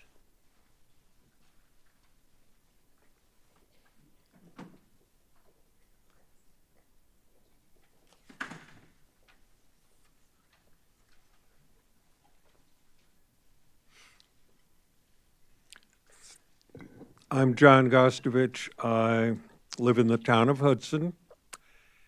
And I want to echo everything that Celeste said. And I also want to point out that over 40 years of working as staff to a variety of nonprofits and government agencies, every time I heard an advocate talk about being transparent, the only applicants who talked about transparency were the applicants that had not been transparent. Other people just tell the truth, put the data out there, let it sit, let the interested parties make up their mind. Tonight we heard for the first time that our Lake Association is going to manage a public forum for us with the consultant that they have paid to promote the drawdown. When the city of Hudson talked about a public forum, they were talking about an open, honest forum managed by a governmental body, not a forum organized by the applicants who have an interest in proceeding with the drawdown, even though we already have evidence from the past 2 drawdowns that it harms the fishery, that it will cause a diminution of the healthy aquatic plant community, followed by a flowering of more filamentous algae, which makes the lake less attractive for residents and visitors. This issue, the Lake Association has not taken to the interested public. Their meetings are closed to everybody except those who have paid $50 to attend. This is not an open process. This is not a process that respects your responsibilities as stewards of a public body of water which the whole community and people from all over the state use. You need to rescind the application. You need to open this up. You need to look at the harms that are already certain to come from this and realize that this will not in any way address water quality issues, which are a big deal in Lake Malibu. We're at the bottom of the funnel. We get agricultural runoff and phosphorus from 182,000 acres. This drawdown ignores that.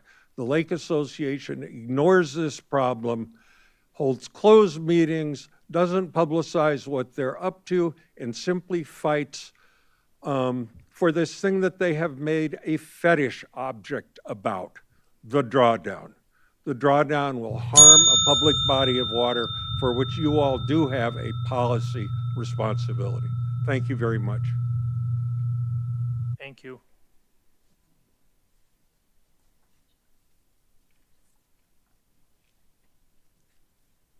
Mark White.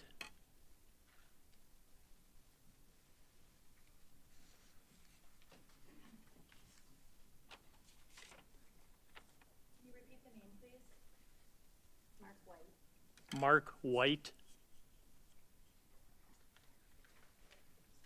Or is it,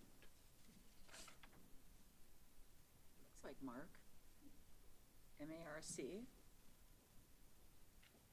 Lake Mallory. Last name White. Go to the next person. on the bottom? Sue Fig? I think she left. Did she?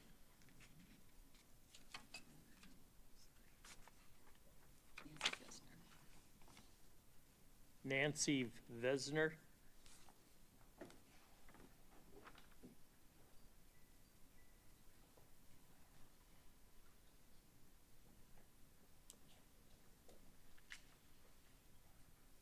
Hello, my name is Nancy Vesner. I live in Hudson. I was at the city council meeting in Hudson when the mayor said that the city of Hudson would facilitate the public hearing that John referred to. So it is concerning to hear that the Lake Homeowners Association will be facilitating the open hearing. And I think that's all I want to say. Thank you. Thank you. Okay.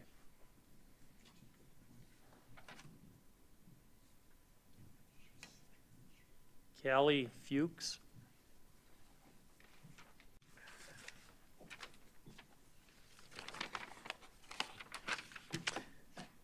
Good evening.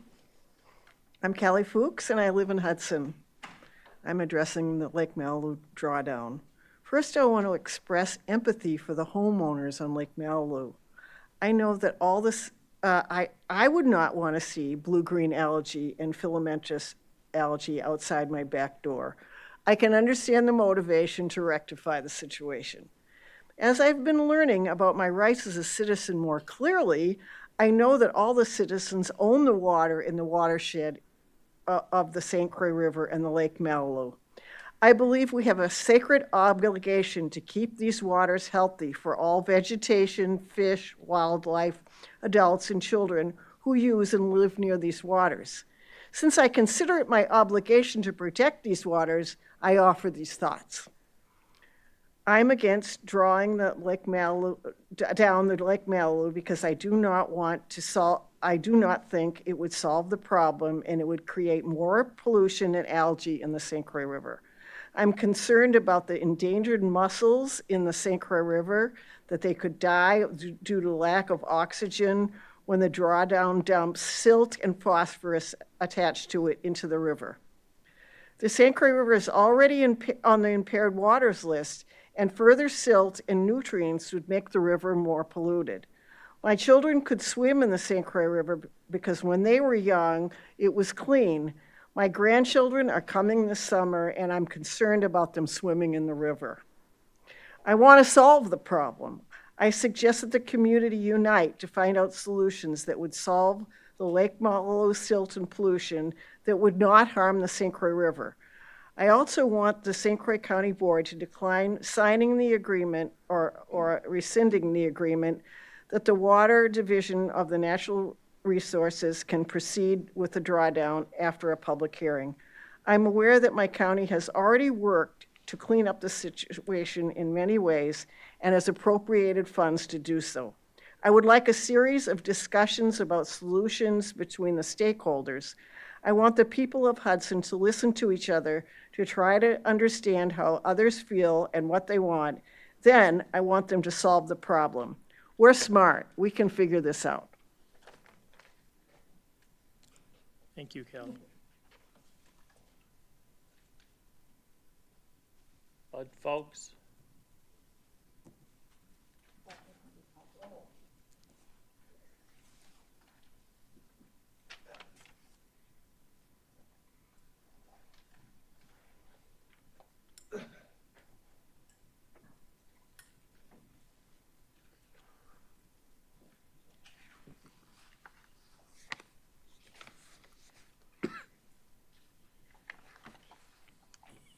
You know, I'd like to say that if people haven't noticed, I'm getting kind of old, and I can't talk as fast as some of these people, so if you could give me an extra minute for each year I'm over 80, that would be appreciated.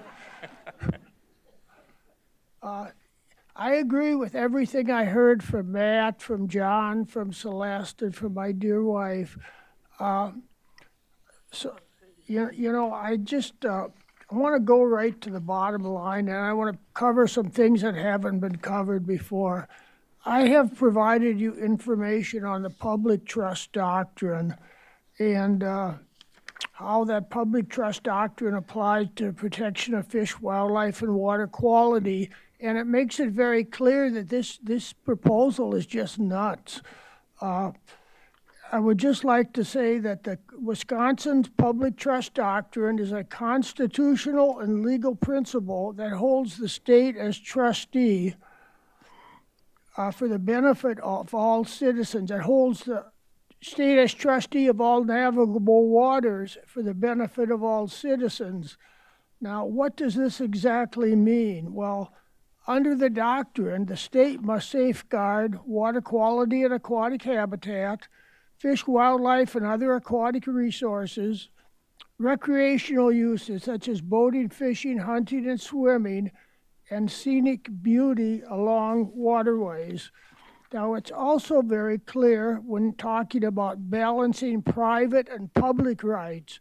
When conflicts arise between riparian owners' rights and public trust rights, the public rights are primary.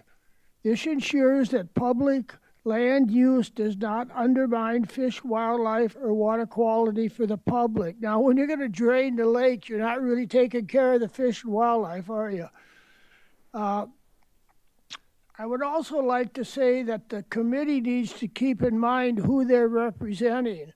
Now, sure, they're representing people from the Lake Malibu Association. Well, when you divide the number of members in the Lake Malibu Association by the population of the county, you find out that the people who are promoting this project represent 0.08% of the county population. And the people who are going to bear the adverse impacts of this project represent 99.92% of the population. Now, the Lake Malibu Association is very eager to get this in front of the DNR Water Division because the DNR Water Division is very political. And the Lake Malibu Association is connected politically at the highest levels in state government. So I would urge that this project needs to be decided based on what's good for the resource and what's good for the users of the resources, and not what a few people think is good for them. And just by the way, this drawdown, basically what it's going to do, and John has alluded to this, drawing this down because it's going to kill all the aquatic rooted plants, all the phosphorus is going to go into algae. So you're going to get maximum algae production in Lake Malibu and in the St. Croix River. Thank you. I think I maybe got an extra minute, but I really am older than 81. But maybe I could get some extra time next time I talk. Thank you. Thank you, Bud.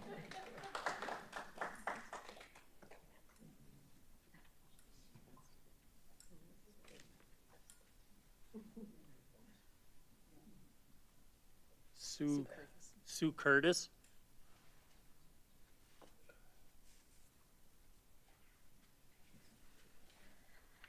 Hello, thank you. I'm Sue Curtis. I live in St. Joseph Township, and you've heard me before, and I'm talking about clean water as well as a number of issues on today's agenda. I'm asking the committee to rescind the approval to offer additional time. This is for the Lake Malibu drawdown. And also wanted to talk a little bit about a process. Everyone else here has talked more about the impact and the high stakes issues with that, especially on the St. Croix River. But the process concerns me a bit. In reviewing the video, My understanding is that the staff would come back and talk more with the committee, and the committee was going to make a further decision. So I was surprised to see that document of approval. My second topic would be on the data centers, and I'm recommending a temporary moratorium on the hyperscale data centers. As Tiffany was saying, there is an event coming up. We had such an overwhelming response to Charlie Barron's event that it's full to capacity in Eau Claire at the high event center there. And the second event is going to be a smaller event, and I will leave some information for all of you, and I encourage you to attend. It's for anyone in the western Wisconsin. The other topic I'd like to address, get them all in, is on the Glen Hills Golf Course expansion. I want to say that I'm speaking solely for myself, not for my group, because some of my closest friends are golfers and enjoy golfing. But we all know that golf courses do offer a concern for surface and groundwater protections. Specifically, because this land is offered or owned by the county, I encourage you to take a greater step in either rejecting it or putting conditions on limiting fertilizer applications and increasing some of the environmentally responsible things such as vegetation buffers and pollinator habitat. Glen Hills Lake is not currently impaired.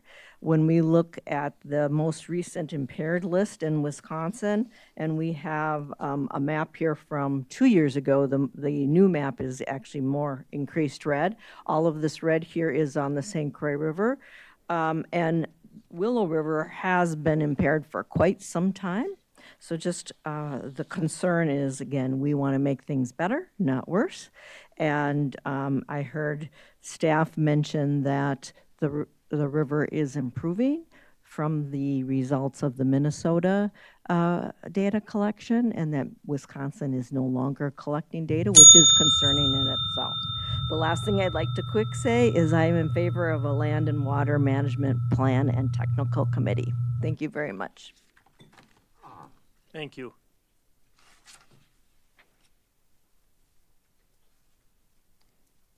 Emily Janish?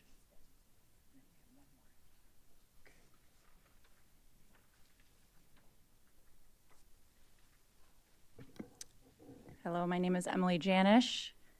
I am a resident of the city of Hudson. I live on Lake Malilu, and I am a member of the Lake Malilu board. However, I'm not here to speak on behalf of the board today. This is just my personal views and thoughts that I wanted to share with you.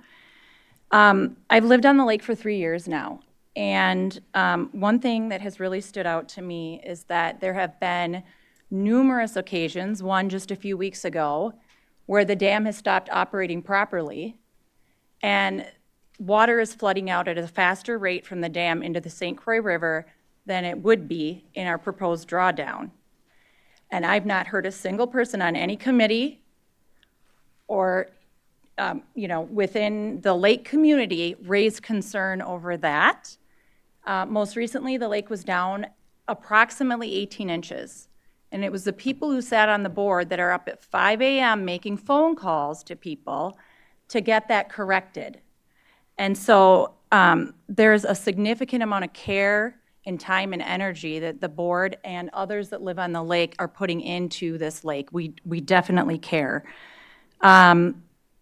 I would say that we have to care for the tributaries that go into the St. Croix River as well. And Lake Malilu is a tributary into the St. Croix River, and water flows from Lake Malilu into the St. Croix every single day. I'm curious if we've put any thought into what would happen if there wasn't a lake association and people that were looking out for Lake Malilu. Who would care for the lake? How would it continue to be used by the public and residents? We want this lake to be enjoyed by all in our community, and that is what we're working towards. I know that the public forum, it's public. Nobody has to pay. There's no cost to attend the public forum. And I would also, I just question myself why it seems like there is folks that have ideas and recommendations that don't align with those of professionals. There's a lot of times that we need to make decisions, and those decisions come from professionals, people who are researchers, people who have their PhDs in this line of work. And I would urge us to continue to lean on that data. And again, for everyone here to please join the public forum. Thank you. Thank you.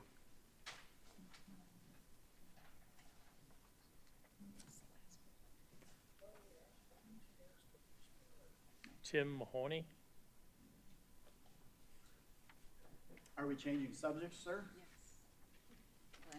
Glen Hills.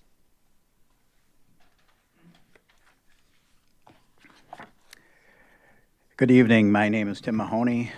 I am the president of the board of directors of Glen Hills Golf Incorporated. Some history of our golf course in St. Croix County, located in the town of Springfield, started in 1966 when the state of Wisconsin granted the land to St. Croix County, approximately 700 acres. In 1969, Glen Hills Golf Course received a lease with St. Croix County for approximately 163 acres with the purview to build a golf course. Currently, the map you see is what we consider is the lease of the land, the current land and the outline. The pages that I've showed you on our expansion plan for 9 holes, additional holes, encompasses the area that's on the east section that is back in 1970 when the golf course was built. I think they deemed it was too difficult to develop. They developed an 80 acres, the west half that was relatively flat and accessible. The balance of the acreage that we're looking to build the expansion project of 9 additional holes is not so easy to build. It's a couple of alleys, some hills to negotiate, but we will persevere with that eventually. Interestingly enough, in 1996, a group of individuals on the board of directors of Glen Hills Golf tried to push this project through and ran into a couple of problems. I think were basically design errors on their fault. They tried to expand onto land that did not encompass on the original lease. So they had to ask for more land adjacent to the property, and that was fought with many problems. So one of our criteria in 2024, when we revisited this plan, and ironically enough, we were able to find the same designers, the same build group located in River Falls that designed the plan in 1996-97 timeframe. So long story short is today we have a preliminary plan that you have a copy of. We're very early in the process. With help of Jason, we've contacted the local DNR that is the ultimate owner of this, or the watchover of this land. And he's already given us the green light for a go. So we are not to the point of any permits or any other timeline set for beginning operations. This is a 1 to 5 year plan in the future, and that will be determined. Thank you. Thank you. So currently, that's all of the slips that we have for people that have requested. Before we move on, though, it's been 2 hours. We're going to stop for a 5-minute break.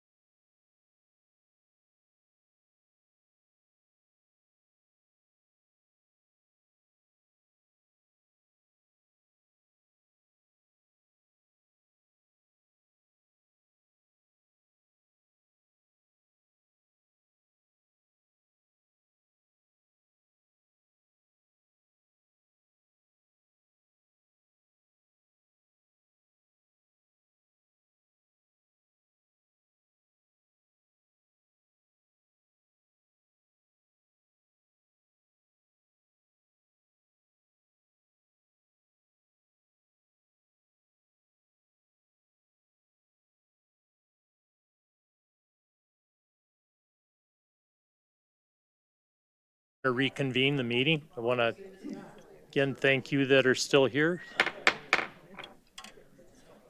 We'll move on then to business item number 4, which is the resolution regarding negotiations with Xcel Energy regarding the 10-mile Solar Creek project. That's with Heather. Yes, thank you, committee. This resolution was drafted because we received information from Attorney Rebecca Roker that Xcel Energy was no longer wishing to negotiate with us. The resolution goes through the history since January 2025 through today of the efforts that staff have put into attempting to negotiate with Xcel Energy for the joint development agreement. I can answer any questions, but in speaking with Attorney Roker, she indicated that this may be the start of a trend in Wisconsin, that developers have stopped negotiating joint development agreements across the state. Most recently, Rebecca Roker, Anatolis Law has filed a lawsuit against the Public Service Commission. That's Adams County versus Public Service Commission of Wisconsin, filed on June 1st, and that's Adams County case number 26 CV 83. And the reason that action was filed against the PSC is because they, in Attorney Roker's opinion, did not follow the criteria that is needed to approve CPCN for a solar project. And so she just wanted me to relay to this committee that it was a surprise for her to receive that letter that Xcel Energy was halting negotiations. We met with them in November. They seemed open to the items that we had recommended. That draft was brought back to the committee in February of 2026 with comments that additional changes were needed. We presume that Xcel was watching that meeting, as they do. They keep up with what this committee is doing. So when we sent that finalized joint development agreement to them in April, we expected to receive something back from them that was track changes. Yes, we agree with these items. No, we don't agree with those items. So when we received the letter in May that they were no longer willing to negotiate, that was a surprise. I did detail in the resolution the previous resolution that the board had approved allowing for intervention. So that's Resolution 41, 2025. There are 2 minor typos in the resolution. The words further are spelled incorrectly in line 91 and 96, so I will fix those. But otherwise, what this resolution does is just indicate, obviously, if you approve it, it would go to the county board for approval, but indicates that the county board remains committed to protecting the health, welfare, and safety of St. Croix County, and we would continue to act in good faith in negotiations if Xcel Energy wished to recommence those negotiations, and that we would also address at a future date whether to proceed with intervening in the PSC consistent with the previous resolution adopted by the county board. But if you have any questions, I can try to answer those. Anyone have questions? Go ahead. Well, I'll start by saying this is kind of perfunctory exercise. I think I'll move to, let's get this off the table and I'll make some comments. I move to adopt the resolution regarding negotiations with Xcel Energy regarding the 10-mile Creek Solar Project. And for people from the public that are paying close attention to this just pretty much acknowledges the termination of the JDA kind of thing. So I make that motion. I'll second the motion. We have a motion and a second. Discussion? I'll add some things. Go ahead. I have to say I'm disappointed with the process. I mean, yes, we agreed to hire this firm to negotiate a JD on our behalf. There was such a long void between November 4th and April. I would have expected, and in the business world, I would have expected periodic checkpoints with specific updates and reports. And we found ourselves different people on the committee, but this committee spent time adding and adding and adding things without any checkpoints. So maybe this is just the way it's done, but I'm not used to, projects being run like this. So that's disappointing. I think any future engagement with Anatolis or any law firm, I would expect that we would have more frequent updates. Maybe you received them. I don't know. We didn't see them. And do you mean check-ins with the county or check-ins between Atolasaw and Xcel Energy? Check-ins with Atolis and Excel. Okay. I mean, yeah, it just, that's a long period of time. But the other thing is, it sounds like this does not preclude us from a future JDA. My understanding, if I've heard correctly, is that, a lot of the public thought a joint development agreement meant that we were in cahoots with Excel, that we were behind this and we endorsed the project. That is not what it means. It never did. What it does is look at protecting our own interests and the residents of our community. So, in the event that they do file and we have information on their filing, might that be an opportunity to free up conversations to continue to have a JDA with Excel so that we can act promptly in the event that there are disputes? Yes, and speaking with Attorney Roker, that is correct. I think that is what Excel indicated in their letter, which was in the packet also, is that once they file the application, doesn't foreclose them from coming back and asking us to renegotiate the JDA. I will tell you that Attorney Roker's biggest concern and why we really wanted the JDA is because decommissioning is not addressed in the statutes, it's not addressed in the regulations, and that is her biggest concern, is that Xcel Energy, once the project was over, would just leave the project, and St. Croix County and its residents would be responsible for taking care of the panels and all the decommissioning efforts. And so that is the biggest concern from her perspective on why it was important to continue to try to negotiate this JDA. So whether it's a JDA intervention, that's all for the committee and the county board to decide going forward. We do have the resolution in place. I know there were concerned citizens about timeliness. If ever we need a quick meeting that's not a pre-scheduled meeting, that is something we can do with the proper notice to the public. Right. Well, and then the last thing I'll say is, we heard from our outside law firm that the best tool we have to protect our interests is a JDA. I know people didn't want to believe that, but we also spent time in due diligence talking to supervisors in other counties. We are not the only county that has a large solar installation. And they all said to a person, go back and we are going to see if we can get one now that it's installed. That they wish they had done one earlier. And, we can learn from other people's mistakes. And that's the only thing I'll say about that. So, yeah, I think we need to put this one aside for a while. So. We have any other discussion? So we have a motion and a second. Mm-hmm. No further discussion. All in favor signify by saying aye. Aye. Aye. Motion carries unanimous.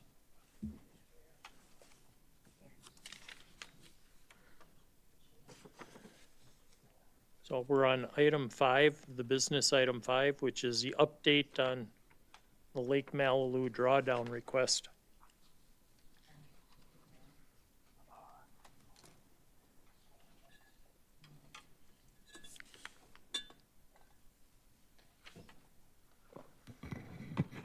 All right, thank you, Mr. Chair and members of the board. I just wanted to take and give an update. So at the last meeting, the committee had left it that you wanted to see what the other municipalities or the other dam owners and that had to say about the Lake Malibu drawdown. And so the city of Hudson met in May, and there was a lot of concerns also shared by the council. And so at the end of the meeting, and the Lake Malibu Association agreed to provide modeling to address two things that the city had asked for.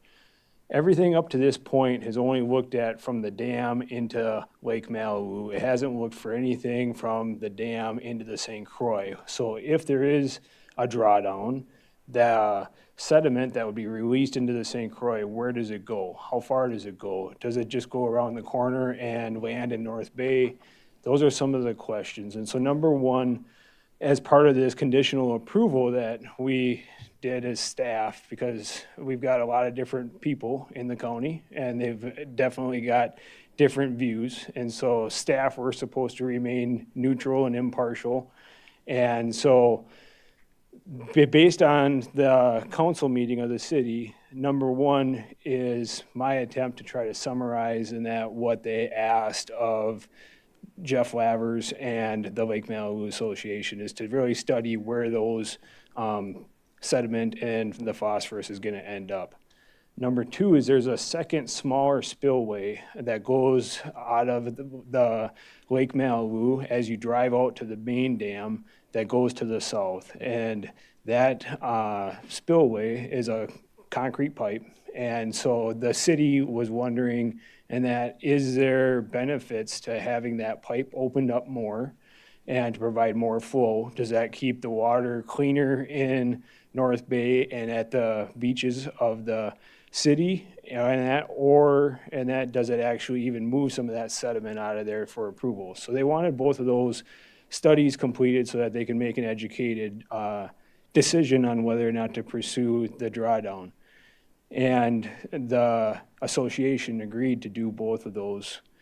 Also, the next four are a lot of what we've heard from the public comment. And I would just say as staff, I do read every single comment that we get, and I try to take and put them into this. And so a lot of the public has said and that we need more information. We need to talk to experts that have PhDs, and that from the DNR, from Stantec, and we want to take and have a public forum or a public meeting space and that to do so.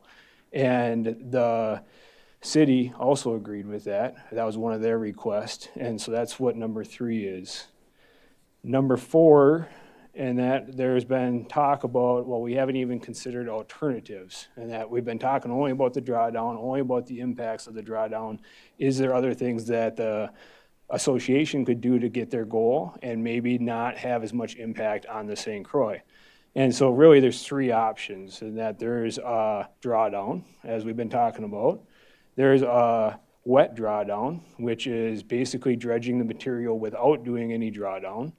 And then there's a dry dredge, which then, and that requires a drawdown, and it's probably going to sit for several months in order to dry up long enough to have heavy equipment go in there and actually remove the spoils. Since that would involve a drawdown, and that there's basically only one other option, and that would be for wet dredging that material out of the lake.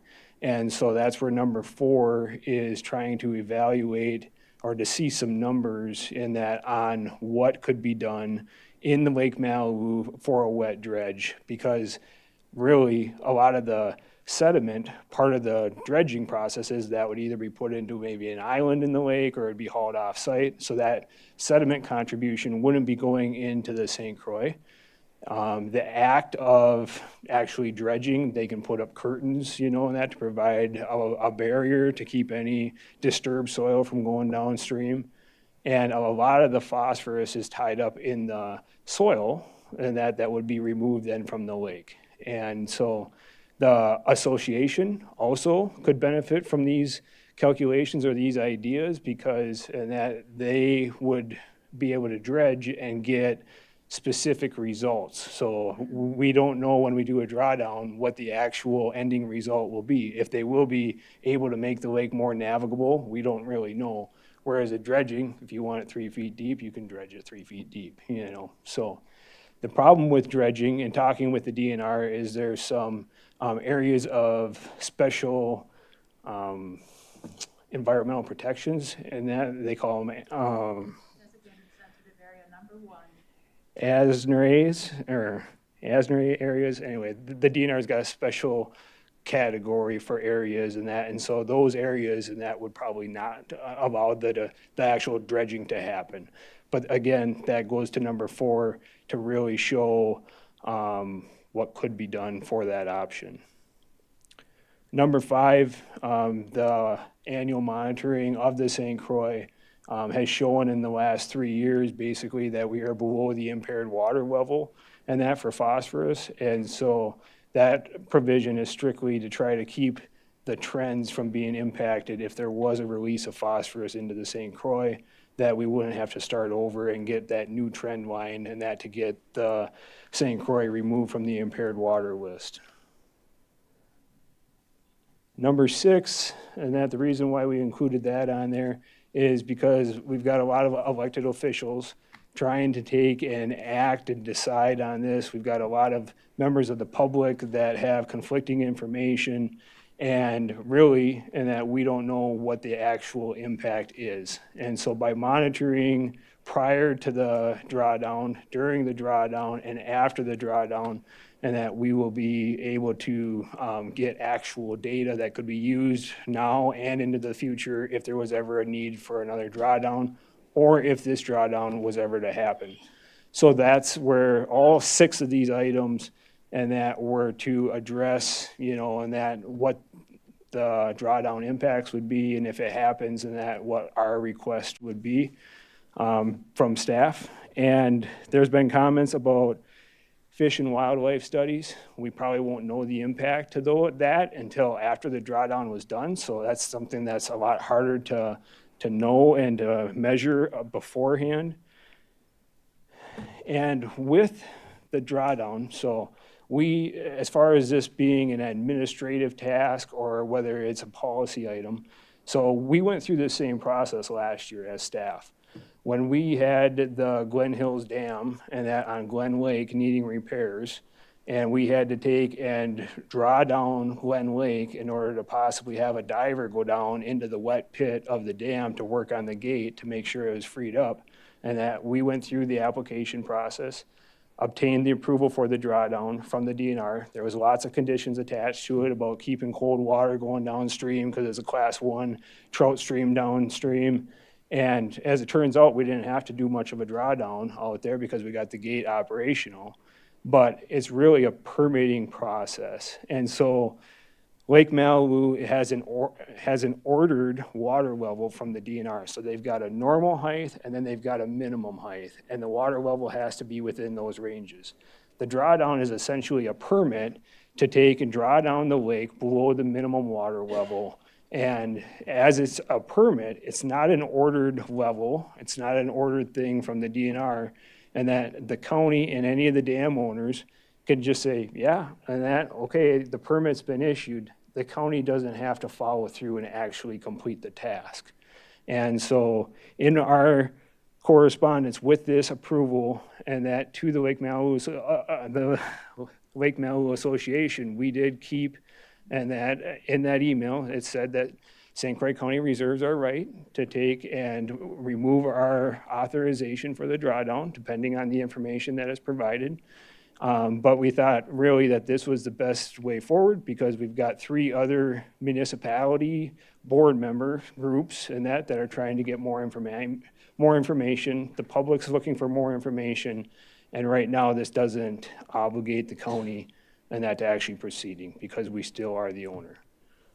So that was kind of the reasoning behind each of those conditions. And again, we've really tried to incorporate the comments that we've heard, the comments of the city of Hudson, and also tried to take and work for everybody in St. Croix County, and that so that we can get the right information and make the right choice. Is there any questions?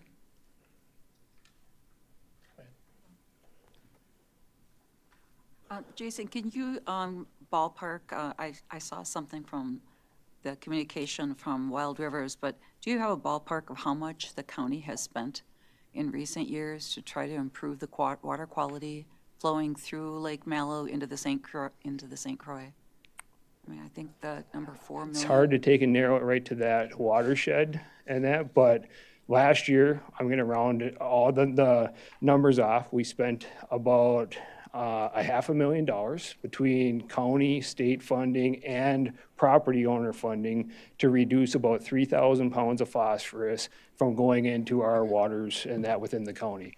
About 2/3 of that ends up in the St. Croix.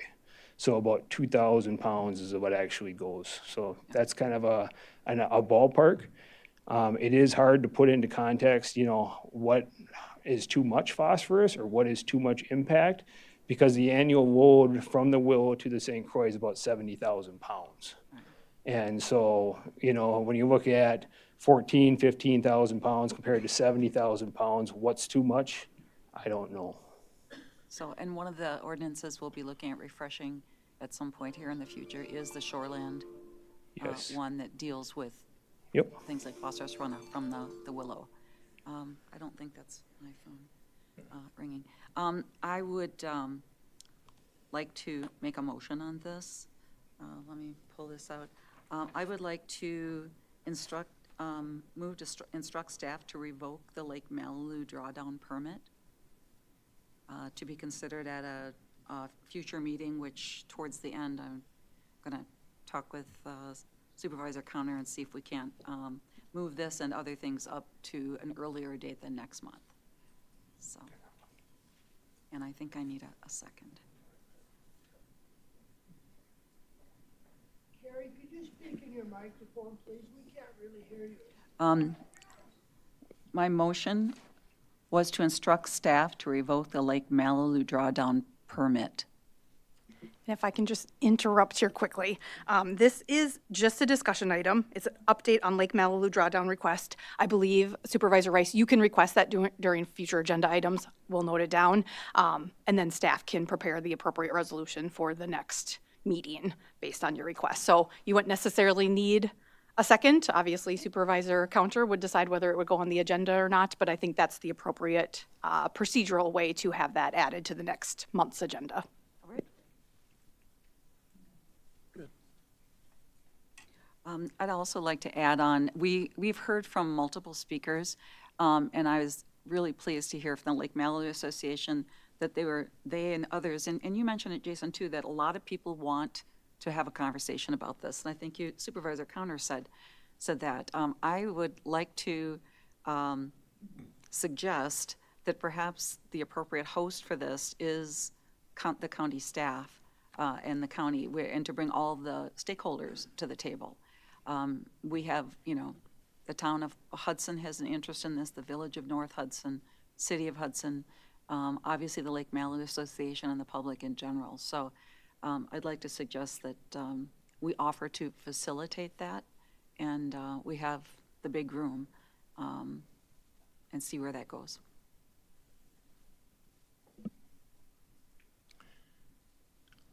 I'd like to do I agree with Supervisor Rice is saying with this. I'd also like to invite some of if we were doing this, to also consider some of the resident experts from the county that have spoken up and definitely have the legitimate background to be able to speak concisely on this subject, that we would also include them as potential participants.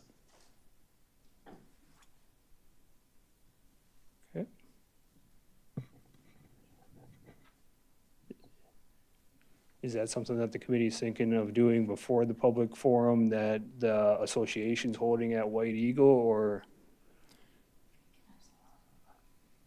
I'm just not sure that the DNR staff are going to be willing to attend 2 meetings, and so, that's a question and I don't know if the association's willing to move their meeting from White Eagle Golf Course to here, so. It's not their meeting.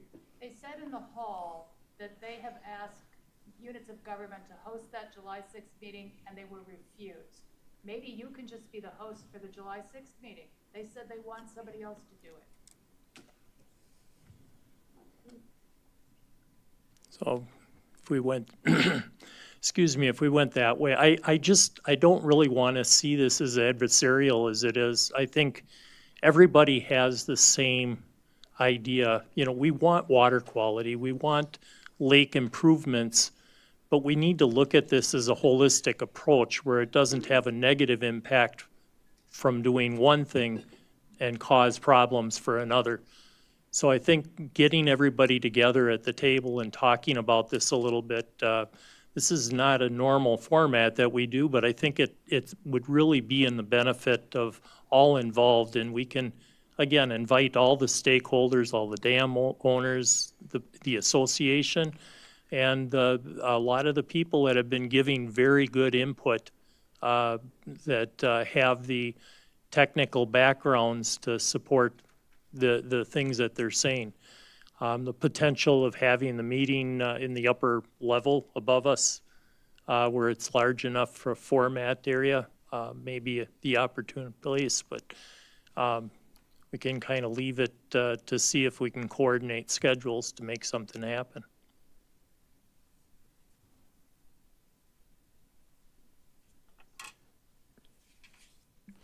So we're talking about the request that Supervisor Rice has. We have that. She had also mentioned, though, before the next scheduled community development meeting, which would be July 9th. And so I think scheduling of when you want to meet to talk about the resolution, when this meeting is, I think that's where the discussion, we could use a little bit more input on that of timing. Go ahead. I suspect with other things on our agenda that if we focus first on scheduling our next CDC meeting, we might be able to get some of, data centers and other topics that are on this agenda. So I'd like to focus on scheduling that first, and then collaborative meetings are always going to be difficult to schedule, but the sooner the better. I've heard a date of, I think somebody was talking about in the city of Hudson, July 20th. I think if we make the offer and start the conversation, maybe the scheduling happens after that. So. And I'm going to suggest that our CDC meeting meet 1 week from today at 5 o'clock.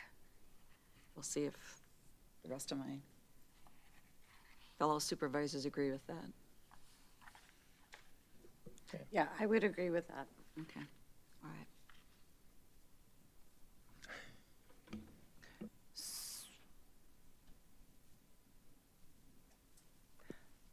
What all were we going to move to that meeting, or does that come next? That can come later. This is just one agenda. I think Supervisor Erickson had noted that next week didn't work for her. 2 weeks out was better for her, but that was her only pause. I'll make it work. Well, You sure? can we make the date TBD and we can confer at the end? Either next week or the following Thursday? All right. Okay.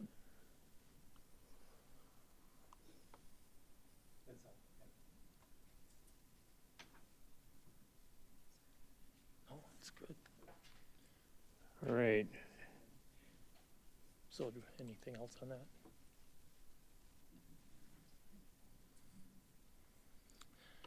So then we'll move on to business item number 6, which is discussion on data centers and regulation options. So at the last Community Development Committee meeting, and that we talked about the moratorium, and that I was under the understanding and that was voted down. So anyway, that's why staff and that brought back here some background information about AI and data centers, what it really means. Again, we tried to get an impartial source, so we went to the American Planning Association, and they had recently released an article called The Physical Footprint of Artificial Intelligence. Also, and that because so many communities have been dealing with this, Momentum West, Wisconsin put together a data center hub, and that contains a lot of different information. So that is in the link and in the packet as well. Then last Wednesday, Supervisor Rice and Supervisor Cowner and I had the opportunity through an invite through St. Croix Electric Co-op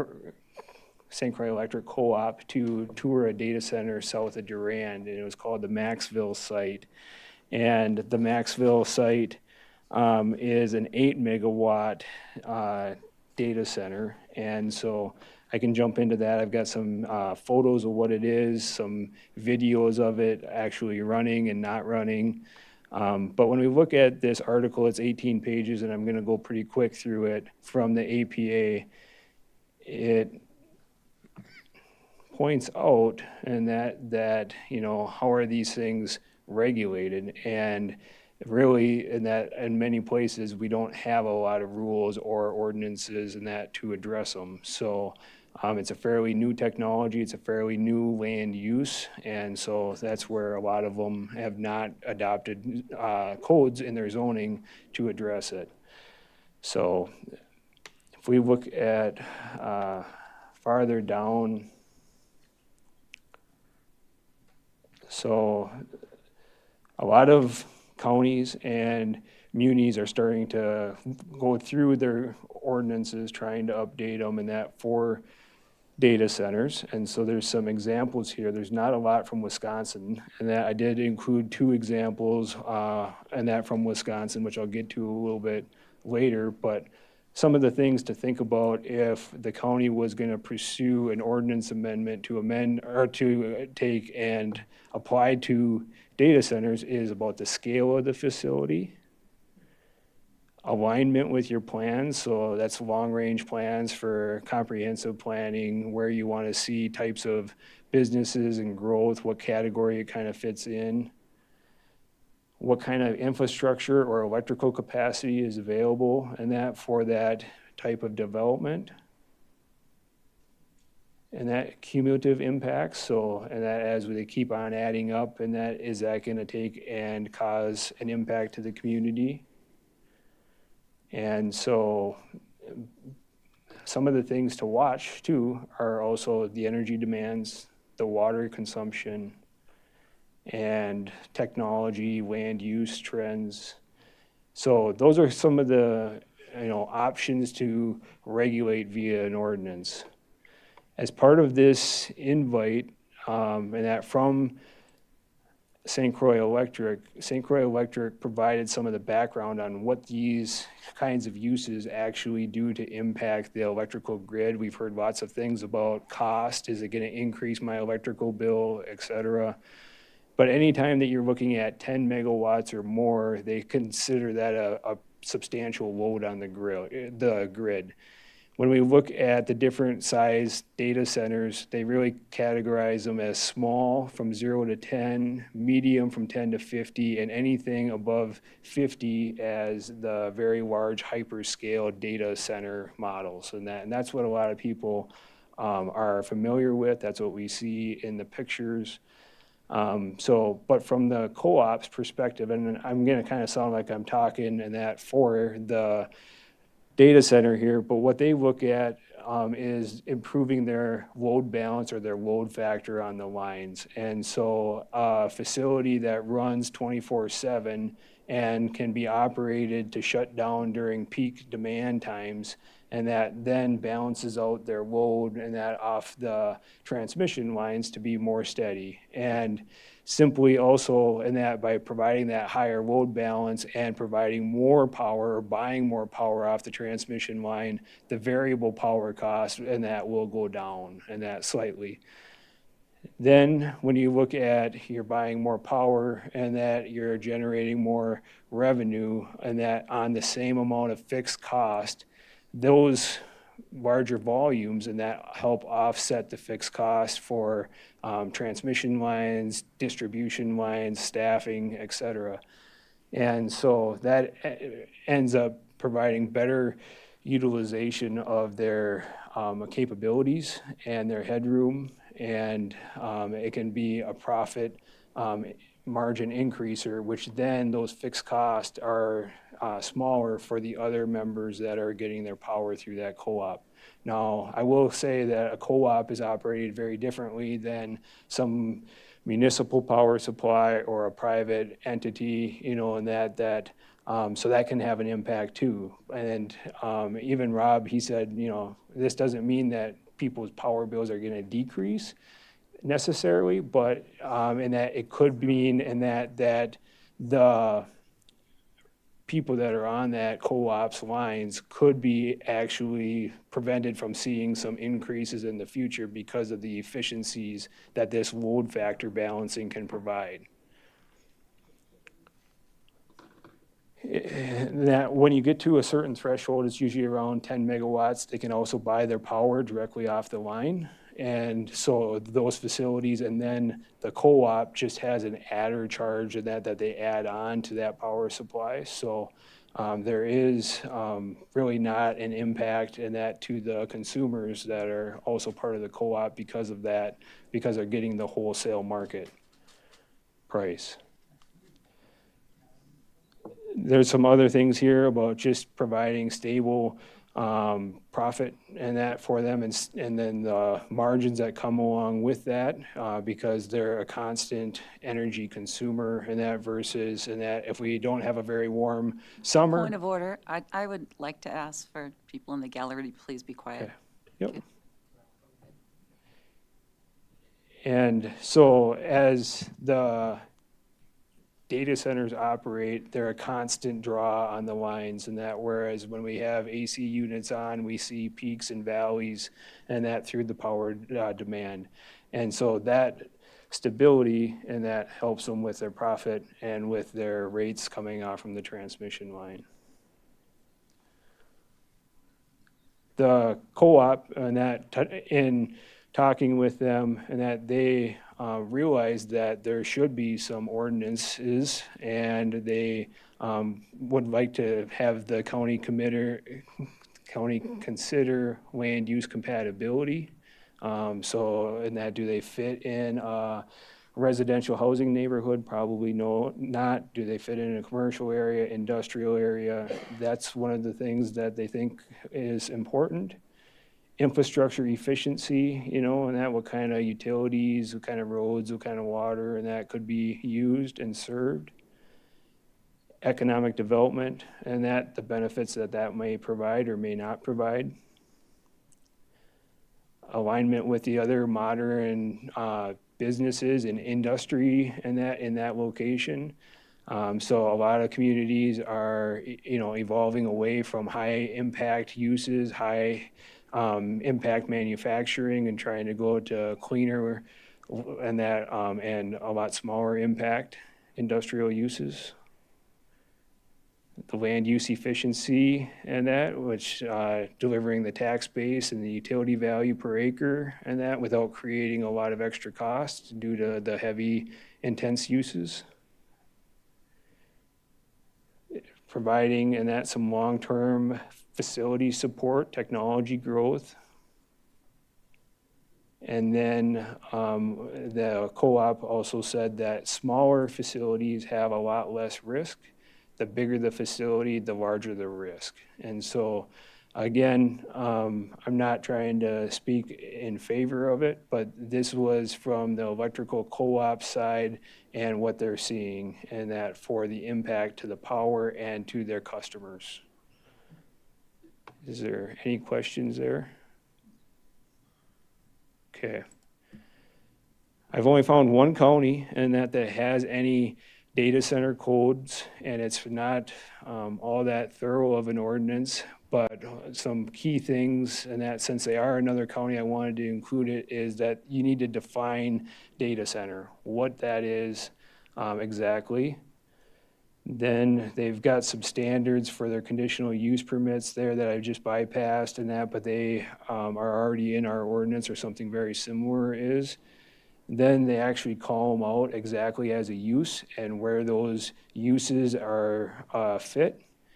And one of the things that the county could consider, and that very similar to their county, is what zoning district we would be comfortable with them being in, if we are comfortable with them. And then also then requiring them as a conditional use permit. Now, conditional use permits and that are something that the municipality and the county shall grant according to statute. And so when you get to that point, and that you would probably want to have some performance standards, some limitations, if you will, on what kind of data center would be potentially okay with a conditional use permit. The reason for the double step approach, though, with the zoning category, maybe in our ordinance it would be industrial, is that gets town involvement. So we get our governments and that involved, and that they are ultimately responsible for whether or not they change the zoning. If a town says, nope, we're not okay with that zoning change, they can't even apply to the county because they can basically bog down the whole process and the county wouldn't be able to adopt the ordinance. Also, the towns have their own comprehensive plans, and those comprehensive plans and that then identify where they want to see their growth. And very few, if any of them, have any industrial zoning, for example. Now, I'm not saying industrial would be what the county would do here, but that would give the towns the ability to have some say in it. Then when it comes to the county, and that as a conditional use, yes, it shall be granted. But if there was some performance standards that maybe limited certain things, that could potentially be good. There would be a lot of due process through this process where there'd be a public hearing so that the public would have input as well. So that's just something, that's kind of how Washara County and that took and decided to choose to handle them. The city of Jefferson, I thought, did a really nice job, though, kind of identifying some areas that a county could look at ordinance provisions for. And so, again, they take and put it in a heavy industrial zoning district under the section 1 here. Then in F, they basically define what a data center is. And then when they get into their performance standards, which is number A here, or letter A here starting, they start looking at defining an area and that. So maybe that's the enclosed compound, maybe that's inside of a building, but they're looking at the area. B, and that, the operational capacity, the impact on utilities, that's kind of the size of the system. It would be kind of how I would generalize it. They talk about noise, traffic, and utility standards in that. In C, something like that could be also expanded to provide the type of cooling that would be allowed, whether it's an open system or a closed system for water consumption. Those would be all kind of topics underneath that area. Also in that D, and that as far as having a buffer, that could be relating to screening and that, what kind of screening would be happening. Setbacks, these kinds of uses could have increased setbacks to neighboring dwellings, to maybe a commercial district, whatever that might be. The exterior building standards, so maybe it's color, maybe it's design, maybe it's a special height. Those are all things that could maybe fall underneath that category. And then the amount of employees and the parking on site, that could be expanded into more operational standards like operating hours, being able to control the power during peak versus non-peak periods, and that as well as like the employees and stuff. So those are some ideas in that if the county kind of wanted to follow the example here from Washara County and then kind of blend in some of those performance standards, that's one way that a county or a municipality in the county could regulate them. So any questions on kind of that ordinance stuff before I jump into some pictures from our tour and kind of some background there, what they are actually? Okay, bear with me here. All right, so again, this site is just south of Durand. It's located right on Highway 25. The company in that is operating the space is Nowlit, Nowlit. And so this is 1/4 of the data center operation. Generally speaking, in that the width here is about 80 feet inside the fenced area, and it's about 100 feet long. The servers were all contained within this bottom container, and that I assume was about 40 feet long. This whole top part here is kind of like another container. It didn't seem quite as tall as the bottom one, but this was the concealed cooling system for the data servers down below. This is standing at the end of the container and seeing everything that's inside. So you've got some pressure tanks here, you got some cooling systems, and this is the actual server rack here. So they're not completely full, or at least these ones here are not. They estimated about 400 servers in each container. This is kind of standing from the same area. You can kind of see this here resembles very much like air conditioning unit with all the different coils and that for the cooling. There is 2 fans in each container, and that of this style. They're right here on each side. I would estimate between 15 to 16-inch diameter fans.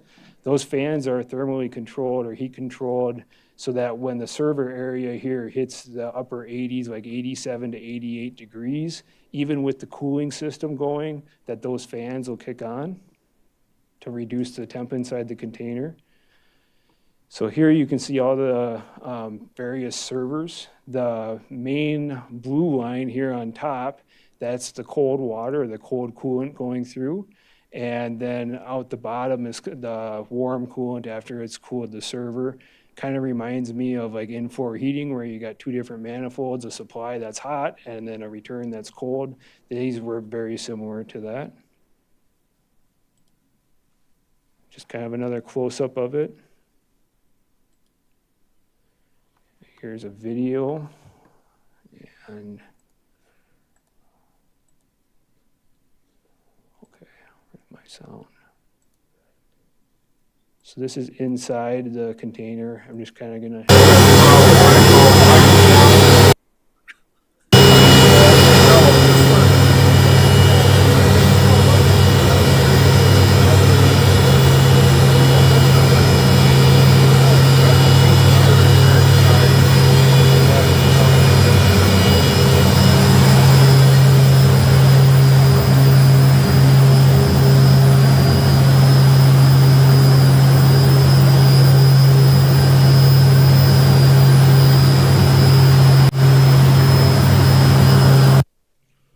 So right there on that cabinet, you could see that tablet. They can control the power for all these units, and that externally, the co-op also has the ability to take and control these containers. So if there was a peak supply on the grid, they can actually wire in and shut these units down.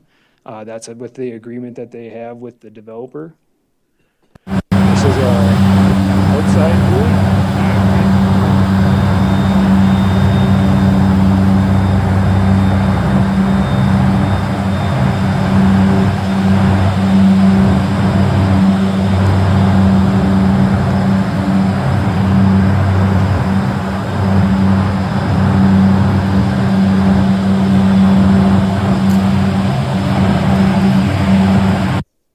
So all these totes that are around this site, and that literally within the day or 2 that we had been there, they were replacing the coolant up in the cooling systems and that. So that's what those totes were for.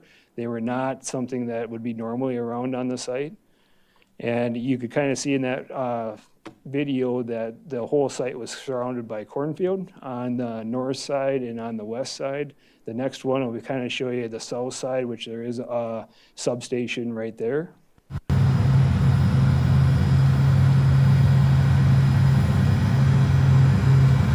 This is actually also when the site is shut down, so the fans are no longer operating. There's nothing going on in the containers except for just their circulation pumps to keep everything flowing, but there's not any data processing taking place. But there's the substation right there, and that's what they look like. So is there any questions? Is there anything that somebody wants to see again? Okay. I have a question. What kind of coolant do they use? And do they also use a water to dilute the coolant, or?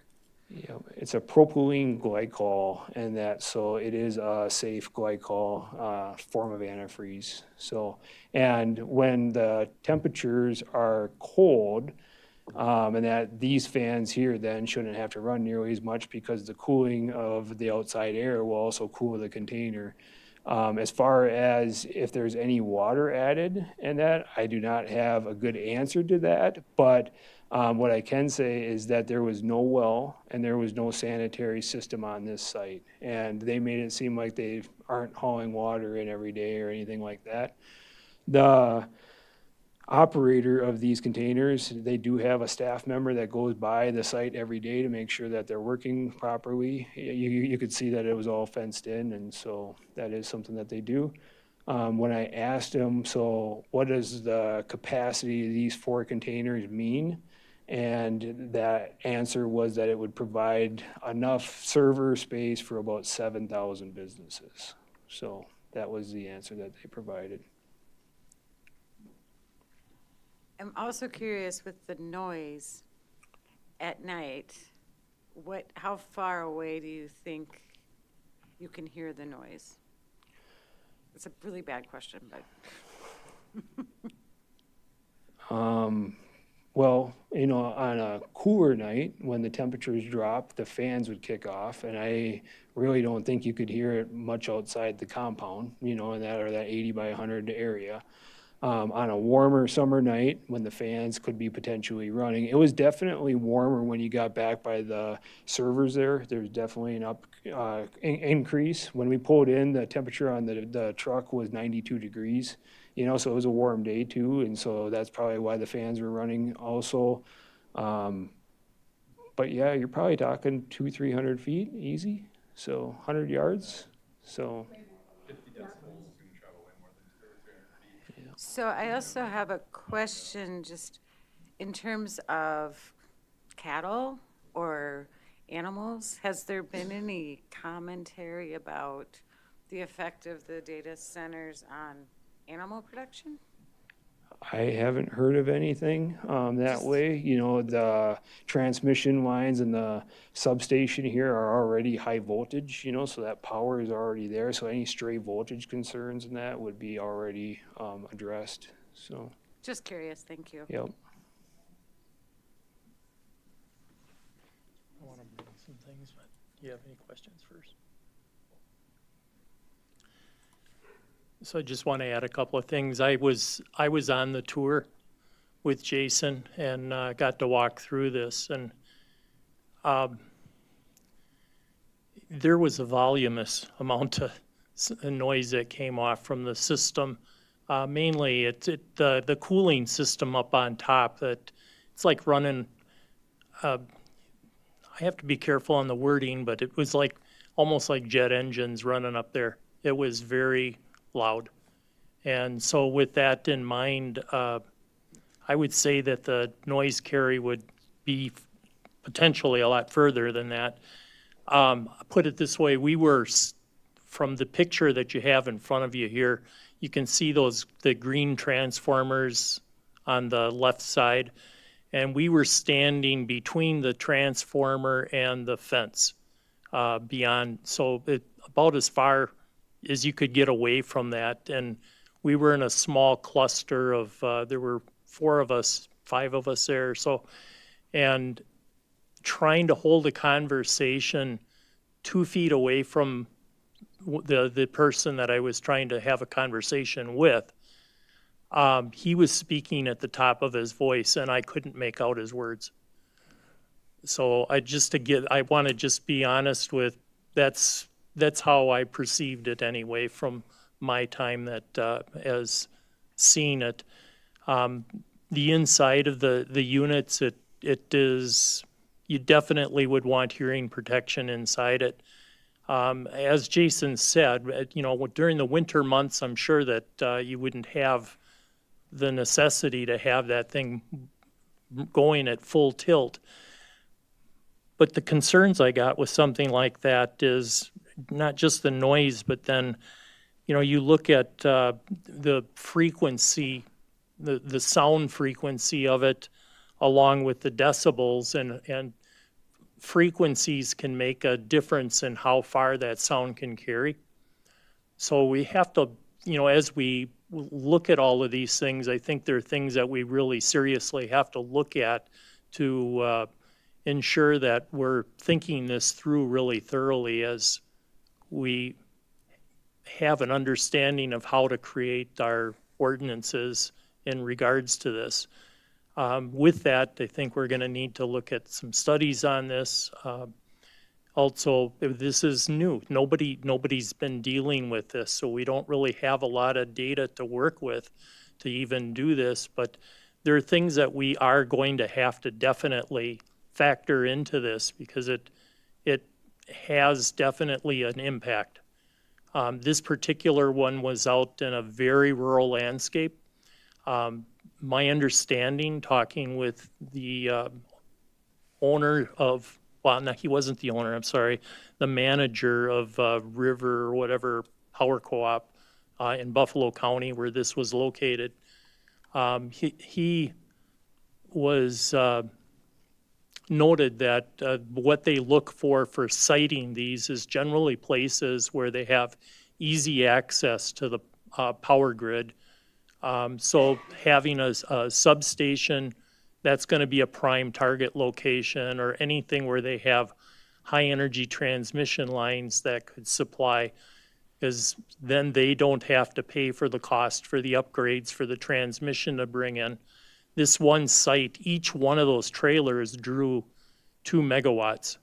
So there were 4 trailers there, so that was an 8 megawatt transmission point, and you could hear from, you could hear from just how loud it was, but even, I don't think even the sound on over the speakers here did justification for what it was like.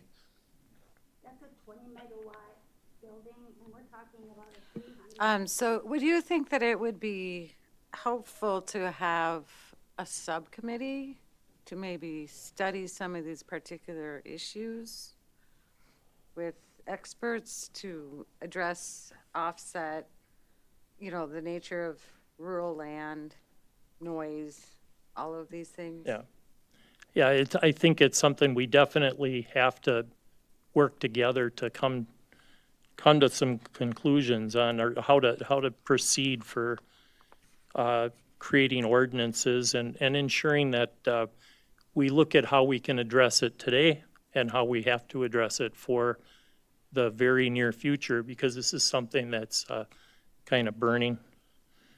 The other thing was power consumption.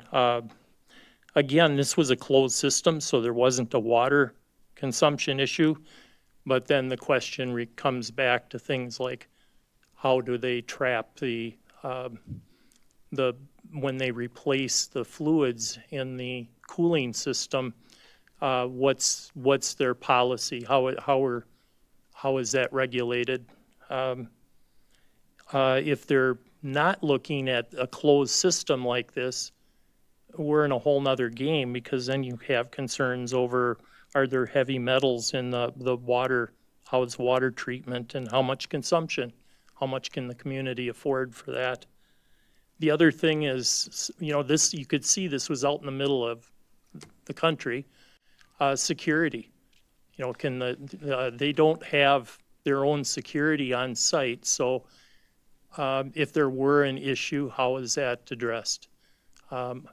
They did have camera systems set up in the units and around it on the site, but how long would it take for a local sheriff's department to be able to dispatch to a location if something was going on? So those were just a few of the things that I noted from the walkthrough when I was there. Go ahead. Yeah, I did the walkthrough too. 8 megawatt facility here. To me, it seemed very consistent with zoning industrial. It felt like we were at an industrial site. I also, if I were just driving on the highway, I wouldn't even have noticed it was there. I mean, the substation is an eyesore. It just kind of, it looked neater than that, but I wouldn't have said to myself, I'm driving by a data center. And just for everyone in here, just to note, you are in a building with a data center. So I do think we need to, talk about the definition, but I think, I know Supervisor Erickson has something she wants to add, and I've got some thoughts too, so. Sure. Well, since the temporary moratorium was tabled or voted down last month, I would like to make the motion to amend Chapter 15 to include data centers in industrial zoned areas with a conditional use permit.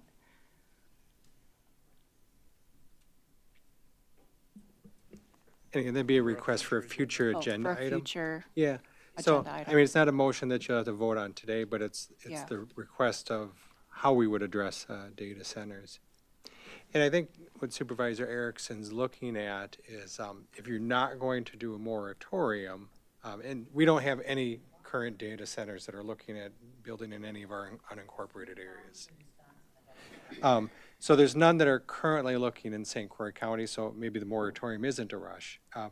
But if you're going to take some time that you really want to study this, putting them in industrial zoned townships or industrial zone parcels within our townships that we have the zoning for basically means that there's no data centers coming into St. Croix County because there are currently no industrial zone lots within. So the so that would effectively create a two-step process before anybody could even make an application, because they'd have to rezone the parcel and then they would have to get a conditional use permit.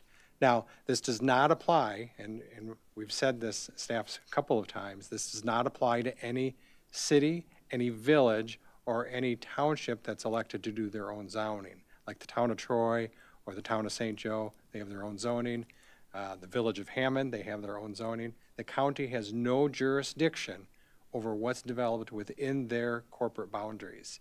And so you can't, a moratorium wouldn't stop the village of Hammond data center anyways, because we have no jurisdiction over them. So your actions, though, can affect those townships that are under county zoning. And Supervisor Erickson's request would effectively create a two-step hurdles if anyone were to make application. And like I said, we have no current applications on file. I'd like to build on your idea, and that is that we would schedule, and ordinance is the thing with the teeth in it. That gives us power. And I'll for the public here, we skip over things, but note that what Jason was sharing with us is there is not a lot of ordinance for us to just cut and paste and copy. This would be work that we have to do and do it well. And we heard, I think, from the town of Katy and from others that they would like to see us create something. But I would like to suggest that we schedule a work session, whether it's part of Chapter 15 or standalone, that we schedule a work session so that we can create an ordinance that has teeth in it. That addresses a lot of the concerns we've heard from the public. These are generally not held with public input, but public input is part of the process as we come out with an ordinance. So, and we would welcome that. That's my suggestion, is that we try to schedule something and do it soon. Yeah, I think that's something that as staff, we can move pretty quick on, and that, again, the city of Jefferson kind of laid out kind of those items and that would be good to regulate. And then the county kind of had the two-step process laid out. So anyway, that wouldn't be hard, and that we could schedule that soon, so. Yeah. We So just we have to put some can do staff that. on. I know there are people in the audience that want to speak, but this is the time for us to do work. I want to also suggest that in the past, I was not receptive to a moratorium, and I'll tell you why. The first reason is because of the thing that people keep skipping over, but this is what a moratorium would not apply to. You mentioned it, Administrator Witt. The city of Hudson, New Richmond, River Falls, Glenwood City, the villages of Baldwin, Deer Park, Hammond, North Hudson, Roberts, Somerset, Star Prairie, Spring Valley, Wilson, Woodville, and the towns of Forest, Hudson, Troy, and St. Joseph. All, and did I miss any? All have their own zoning. So what I was hearing last month was, and even today, is that people think a moratorium is the answer to the problems. It really would only apply to our most rural areas. And I don't want to skip over that, but the fact of the matter is, because a energy supply source is the magnet for these, it wouldn't do what you think it would do. However, I realize that people are just, we're concerned, we're worried. So I am open to a 6-month moratorium on large-scale and hyperscale data centers, if that is something that other supervisors would support if it would allow people to just take a breath and realize that we are here to represent you. We are not ignoring you. I would support that, and if other supervisors agree, we could craft an ordinance for an as yet to be scheduled next meeting.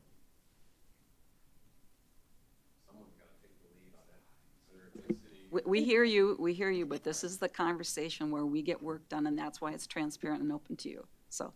Yes, so if you did want to do that, a moratorium, it has to be incorporated within Chapter 15 in zoning. And the data center aspect of that, including the conditional use permits, also needs to be part of Chapter 15. So what staff can do, Mr. Cheeseth and I can draft both of those documents, the ordinance amendments to Chapter 15 regarding data centers, defining small, medium, and large scale. That's very important to do because, as you indicated, we have a data center in this building.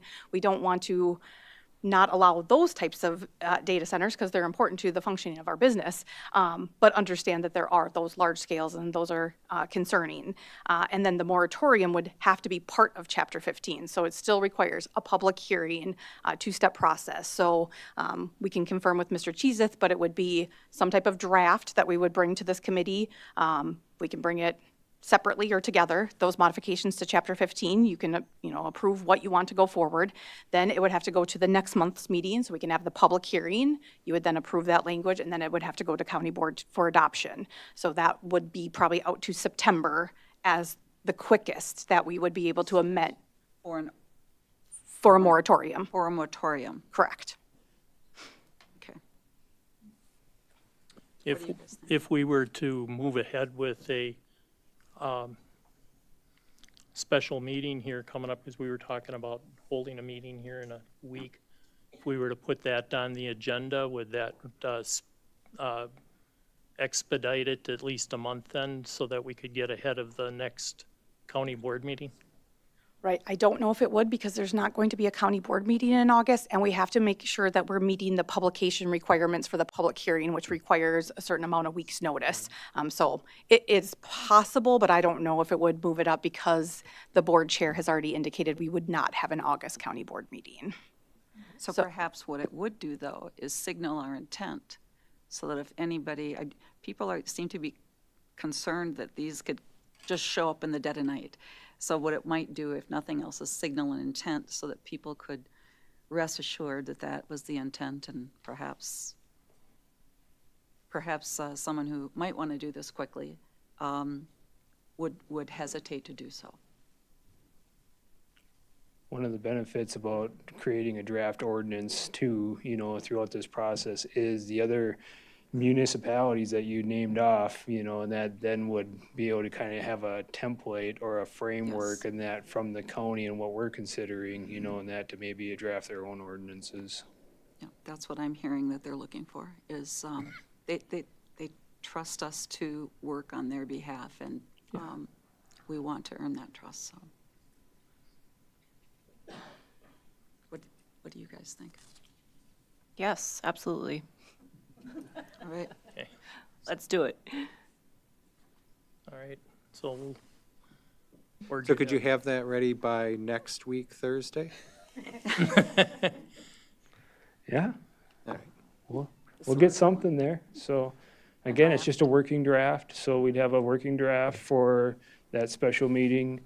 Then we would have public hearing, and that it'd be very difficult to hit even public hearing requirements for the July normal Community Development Committee meeting to do that. So you'd either end up calling another special meeting later in July to try to get it on August County Board. Otherwise, we'd hold the public hearing in August to go to September. So. Yeah. If there's no August County Board, it doesn't much matter. You might as well just schedule it for the August. Oh, that's right. Community Development. It's and getting then late. Hit the September County Board. So could we repeat back what our action plan is, just to make sure we're all. So the action plan then will be, we will have a draft, if you're going to meet next Thursday, I think is the current plan. If you're going to meet next Thursday, we'll have a draft resolution of Chapter 15 that'll have that 6-month moratorium on there. And I think the basic framework of a definition. Those will be the first pieces. Definition and the. Yes, the definition and then the length of time of the moratorium. Yep. And it can't be more than a year. So we will have that for you next week as a draft. You'll have the ability to critique that, make any modifications. Then we'll schedule the public hearing, which will probably be our regular August community development meeting. And then it'd be the September county board for action. Feel good? Sounds good. I do. I just had a little question about process. Like, I was just under the impression that because we, the board voted it down last month, that it couldn't come back, so Jen? it can't, okay. It has to be based on new facts or new information that's presented to the committee that would support that. But we also need direction from this committee as to what is the purpose of the moratorium. The purpose of the moratorium has to be very specifically stated. It must be for conducting studies for the purposes of updating or amending the comp plan or the zoning ordinance to prevent what may become non-conforming or incompatible with the uses. So as long as this committee then very clearly directs us that the purpose of the moratorium is to do specific things, and that will be in the draft ordinance to Chapter 15. So, but Supervisor Erickson is correct that once an item is killed, it can't be then added to the next agenda. You're now asking this to be on the next agenda based on the information you've received tonight, based on public comment and what just happened in the village of Hammond. So there has to be some change in information that would lead you to make that request for the next agenda. Thank you. You're welcome.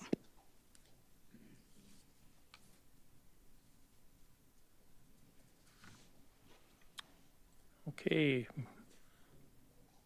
Moving on to business item number 7, discussion on Glen Hills Golf Course Okay. expansion. This is just an informational item for the committee. The golf course, as mentioned in our public comment period, has had a lease since 1970. The County Land and Water Conservation Department actually purchased all of the property out there. And then in order to be eligible to apply for a grant to build the dam, and that we had to gift all the property back to the DNR. And then in exchange for that, they gave us a perpetual easement for using it as open space and park purposes. So that's kind of the history on Glen Hills.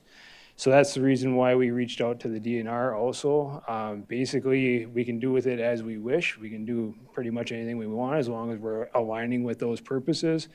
But the golf course has got some extra land that's been underneath their current lease. And so they've been looking at expanding from a 9-hole course to an 18-hole course. And so they would like to do that in 2 phases. Potentially with some tree removal starting this fall, and then some filling and grading and actual building of the course, and that in 2027 going into 2028. This is more of an informational item because of the lease, and that they're able to kind of do what they want with the land. But because the county is a party to that lease, we will be making sure that they get all their permits, and that we'll be making sure that any funds that are removed from the property, like in trees, they always have to be invested back into the property, which probably won't be a problem when they're expanding the course. And so it's just more informational so that you know what's going on, and it's not a park project out there. So is there any questions? I've got some maps here with the phasing. We've been meeting with the golf course a couple times a year and that, talking about various topics, so.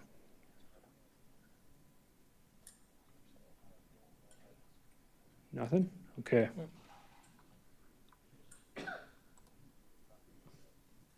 Well, thank you for the update. We'll move on to business item number 8, consideration of conducting the Community Needs Forum biannually. Okay. Yep. So as part of the memo of understanding between St. Croix County and UW Extension, that MOU says that a community needs forum needs to be conducted annually. Carrie Weiss and that took and reached out and said, hey, is this still something that the county wants? Or can we collaborate with public health and that to do it with their public health assessment or their PHA? And the last community needs forum, which is basically where they're trying to gather what the community needs and wants out of extension services, was conducted August 19th of 2025. So just last year, not even a year ago. We haven't heard or seen a lot of changes that have been needed on that with that programming. So as far as staff and I believe Administrator Witt, we're okay with moving that community needs forum to a biannual basis, which would align with the public health assessment. But we just wanted to make sure that the committee was okay with that. Okay. You okay with that? Comment? You good? Okay. Okay.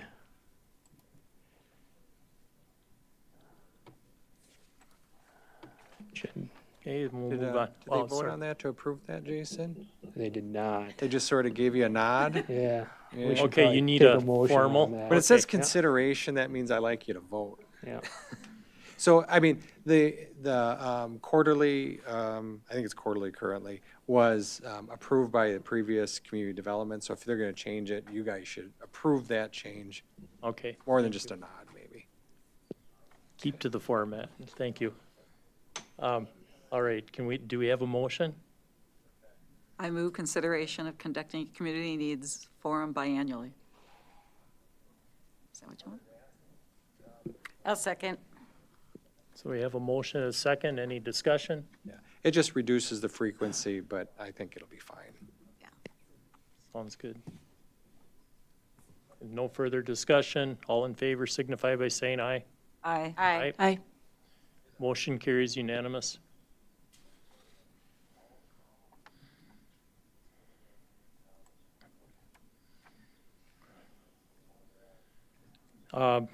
Next, item 9, business item 9, consideration of drafting an ordinance amendment to move conditional use permits to the Board of Adjustment. Yep. I can address this one too. Supervisor Rice asked for this as a future agenda item at the last meeting.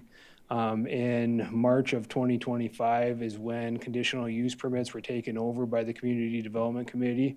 Prior to that, they had been going to the Board of Adjustment. In order to make this amendment, and that we would need to amend Chapter 15 and Chapter 17. And essentially then the 15 to 25 conditional use permits that we receive every year, that workload would come off the committee and go back to Board of Adjustment. So there's different ways to look at this. The counties across the state are split pretty equally. Some of them goes to the Community Development Committee in their county and that acting as the Planning and Zoning Committee underneath the statute. Others do go to the Board of Adjustment. The belief in that when it was moved to the committee members back last year was more that you're elected officials, and so you have a little bit more accountability because you're elected versus the BOA being appointed members. So that's the kind of belief behind the change last year.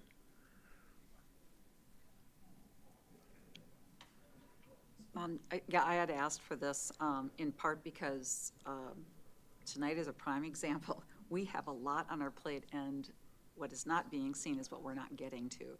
I believe that conditional use permits are better served, and the public is better served if we have the skilled people at the Board of Adjustment do this. So I don't know what the rest of you think. Well, and I would say I kind of find it a conflict where we are supposed to enact policy, not enforce policy. And I feel somewhat when we're reviewing the COPs that we're kind of going over that line. So I am in favor of having a Board of Adjustment recreated and utilized. I know you were making calls.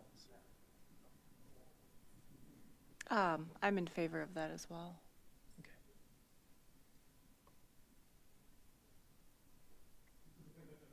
Do you need a motion? We do. Yes. So the motion would be to direct staff to draft the ordinance amendments to move conditional uses to the BOA.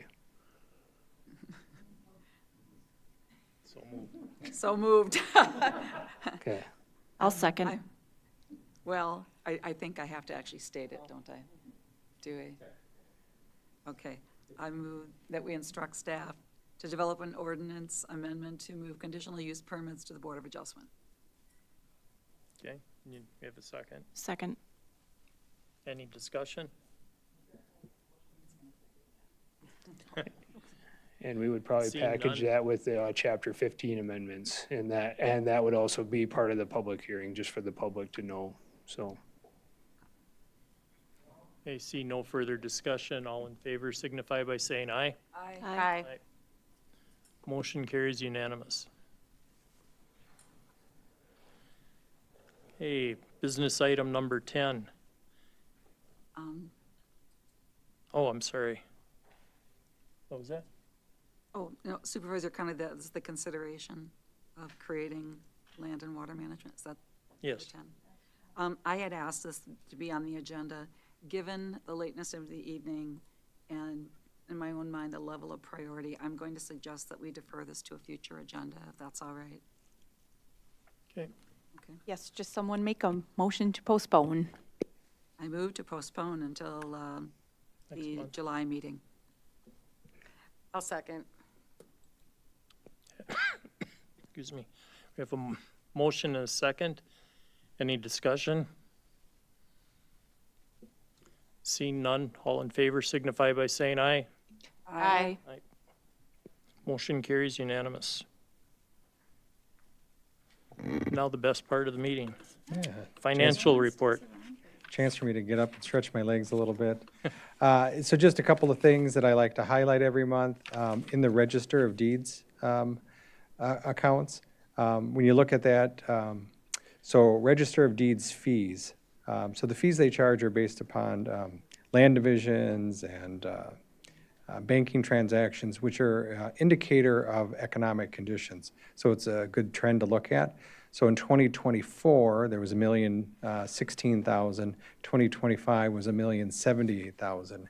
When we look at that third column over prior year through April, we were at $278,000.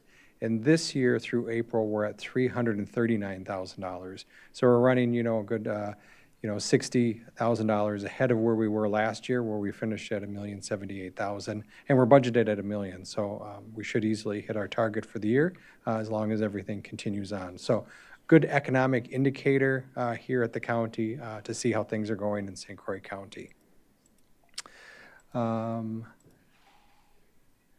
Another one that we would look at is parks revenues to see how the parks are doing. So the third line down here, first column is 2024, we had 406. 2025, we finished the year at 377. We have this year budgeted at 414,000. So the budget's a little higher than we finished the prior 2 years. Last year at this time, though, we were at 91,798, and this year we're at 106,984. And this is just through April. I think Jason's been talking it up, and I think those numbers are improving even more. I think they had a big Memorial Day, didn't you? Yeah, so the gate installs at Pine Lake and Glen Hills are now complete, and so Parks had a very nice May, a dry May, warm May, and May revenue was 84,000 for this year compared to last year was 50,000. So there's a $34,000 approximate increase in May this year. Yeah. So a good indicator for the Parks Department. Good. The rest of them, I would be open to any questions that you have, but I don't have anything specific to point out on them. Does anyone have any questions?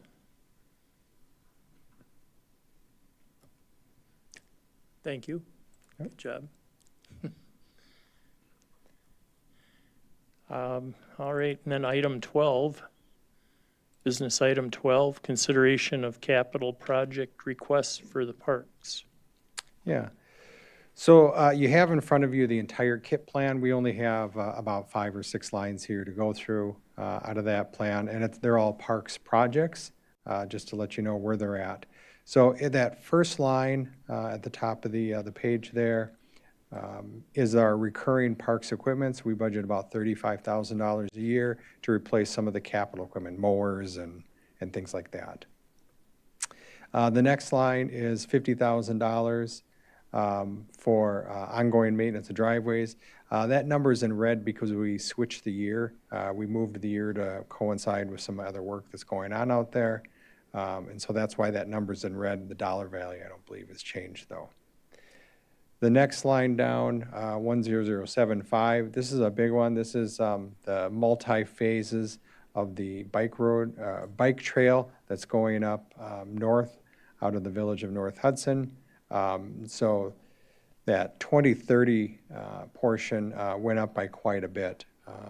And so that one's in red. If you see down below on the revenues, I know those are big dollar numbers. The big dollar numbers down below here are offsetting grant revenues that are offsetting portions of those. So those projects don't happen without the grant, and it's an 80% TAP grant that we've been getting for those projects. The next line then, 10125 is our Eckerd Blufflands Park Development. No changes, everything's in black. The rest of these are all in black, which means they've been on the plan for a couple of years. So I'll go over them just very quickly. Eckerd Blufflands, we've been budgeting about $500,000 a year to finish out that park development plan. They're probably a little bit behind schedule, but now that we have the new engineer on board at Highway, we're gonna get that intersection designed and get moving on that. The RV campground improvements out in 2029. Some more dam maintenance in 2029, and then a park playground upgrade out in 2030.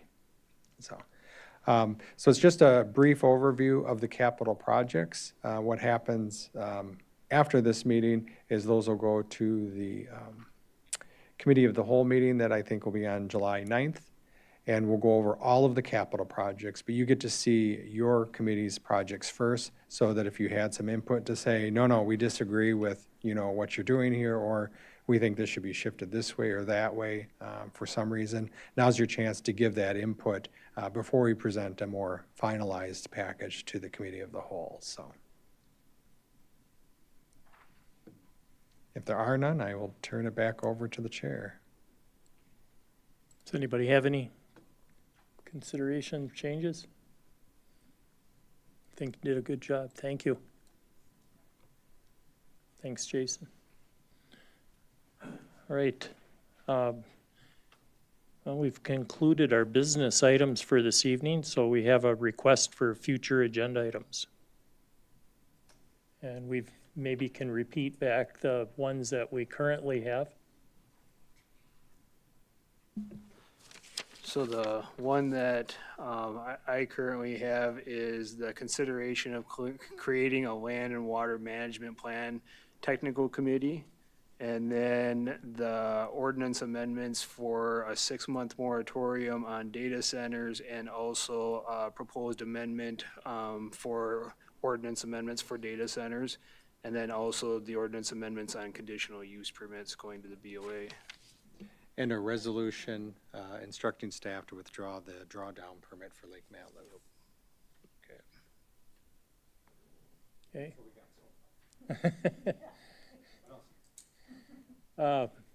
Did we also discuss potentially putting together a meeting with the association? All the stakeholders, yeah.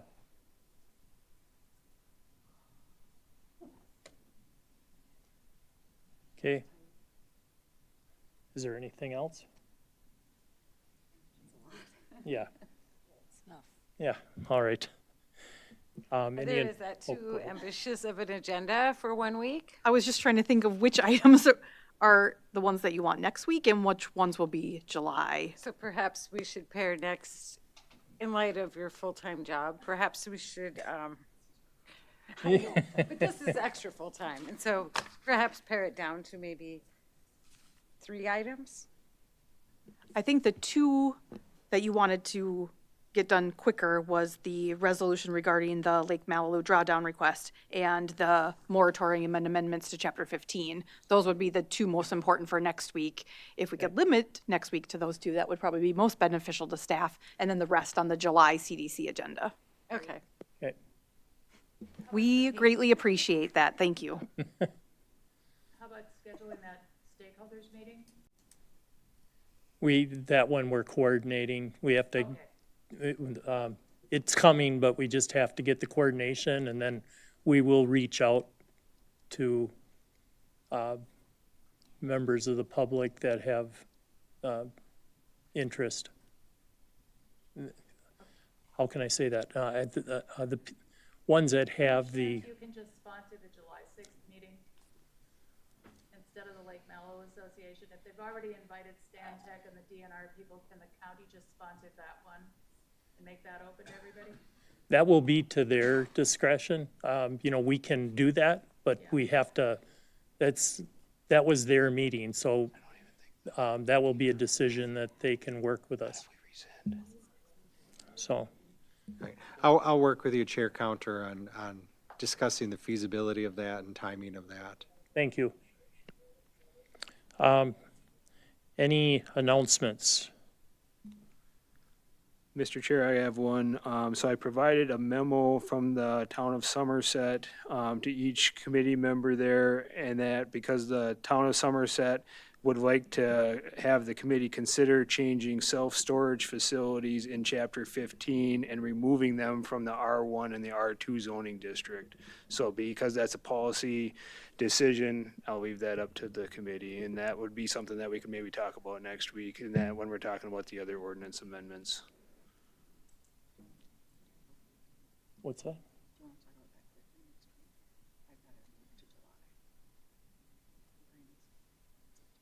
It's in Chapter 15, so we're bringing a Yeah. whole bunch of other Chapter 15 things. So it could be in So that if, one. if Yeah. that topic is fine with you, that'll be a future agenda item request, basically, that staff is suggesting for you. Sure, Okay. that sounds good. Add that on. Any other any other announcements? Okay. Well, the date of the next meeting will be next week. Thursday next week, 5 PM, June 18th.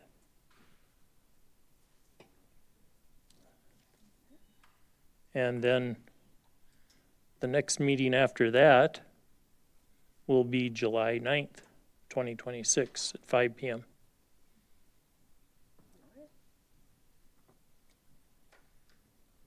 Anybody else have anything?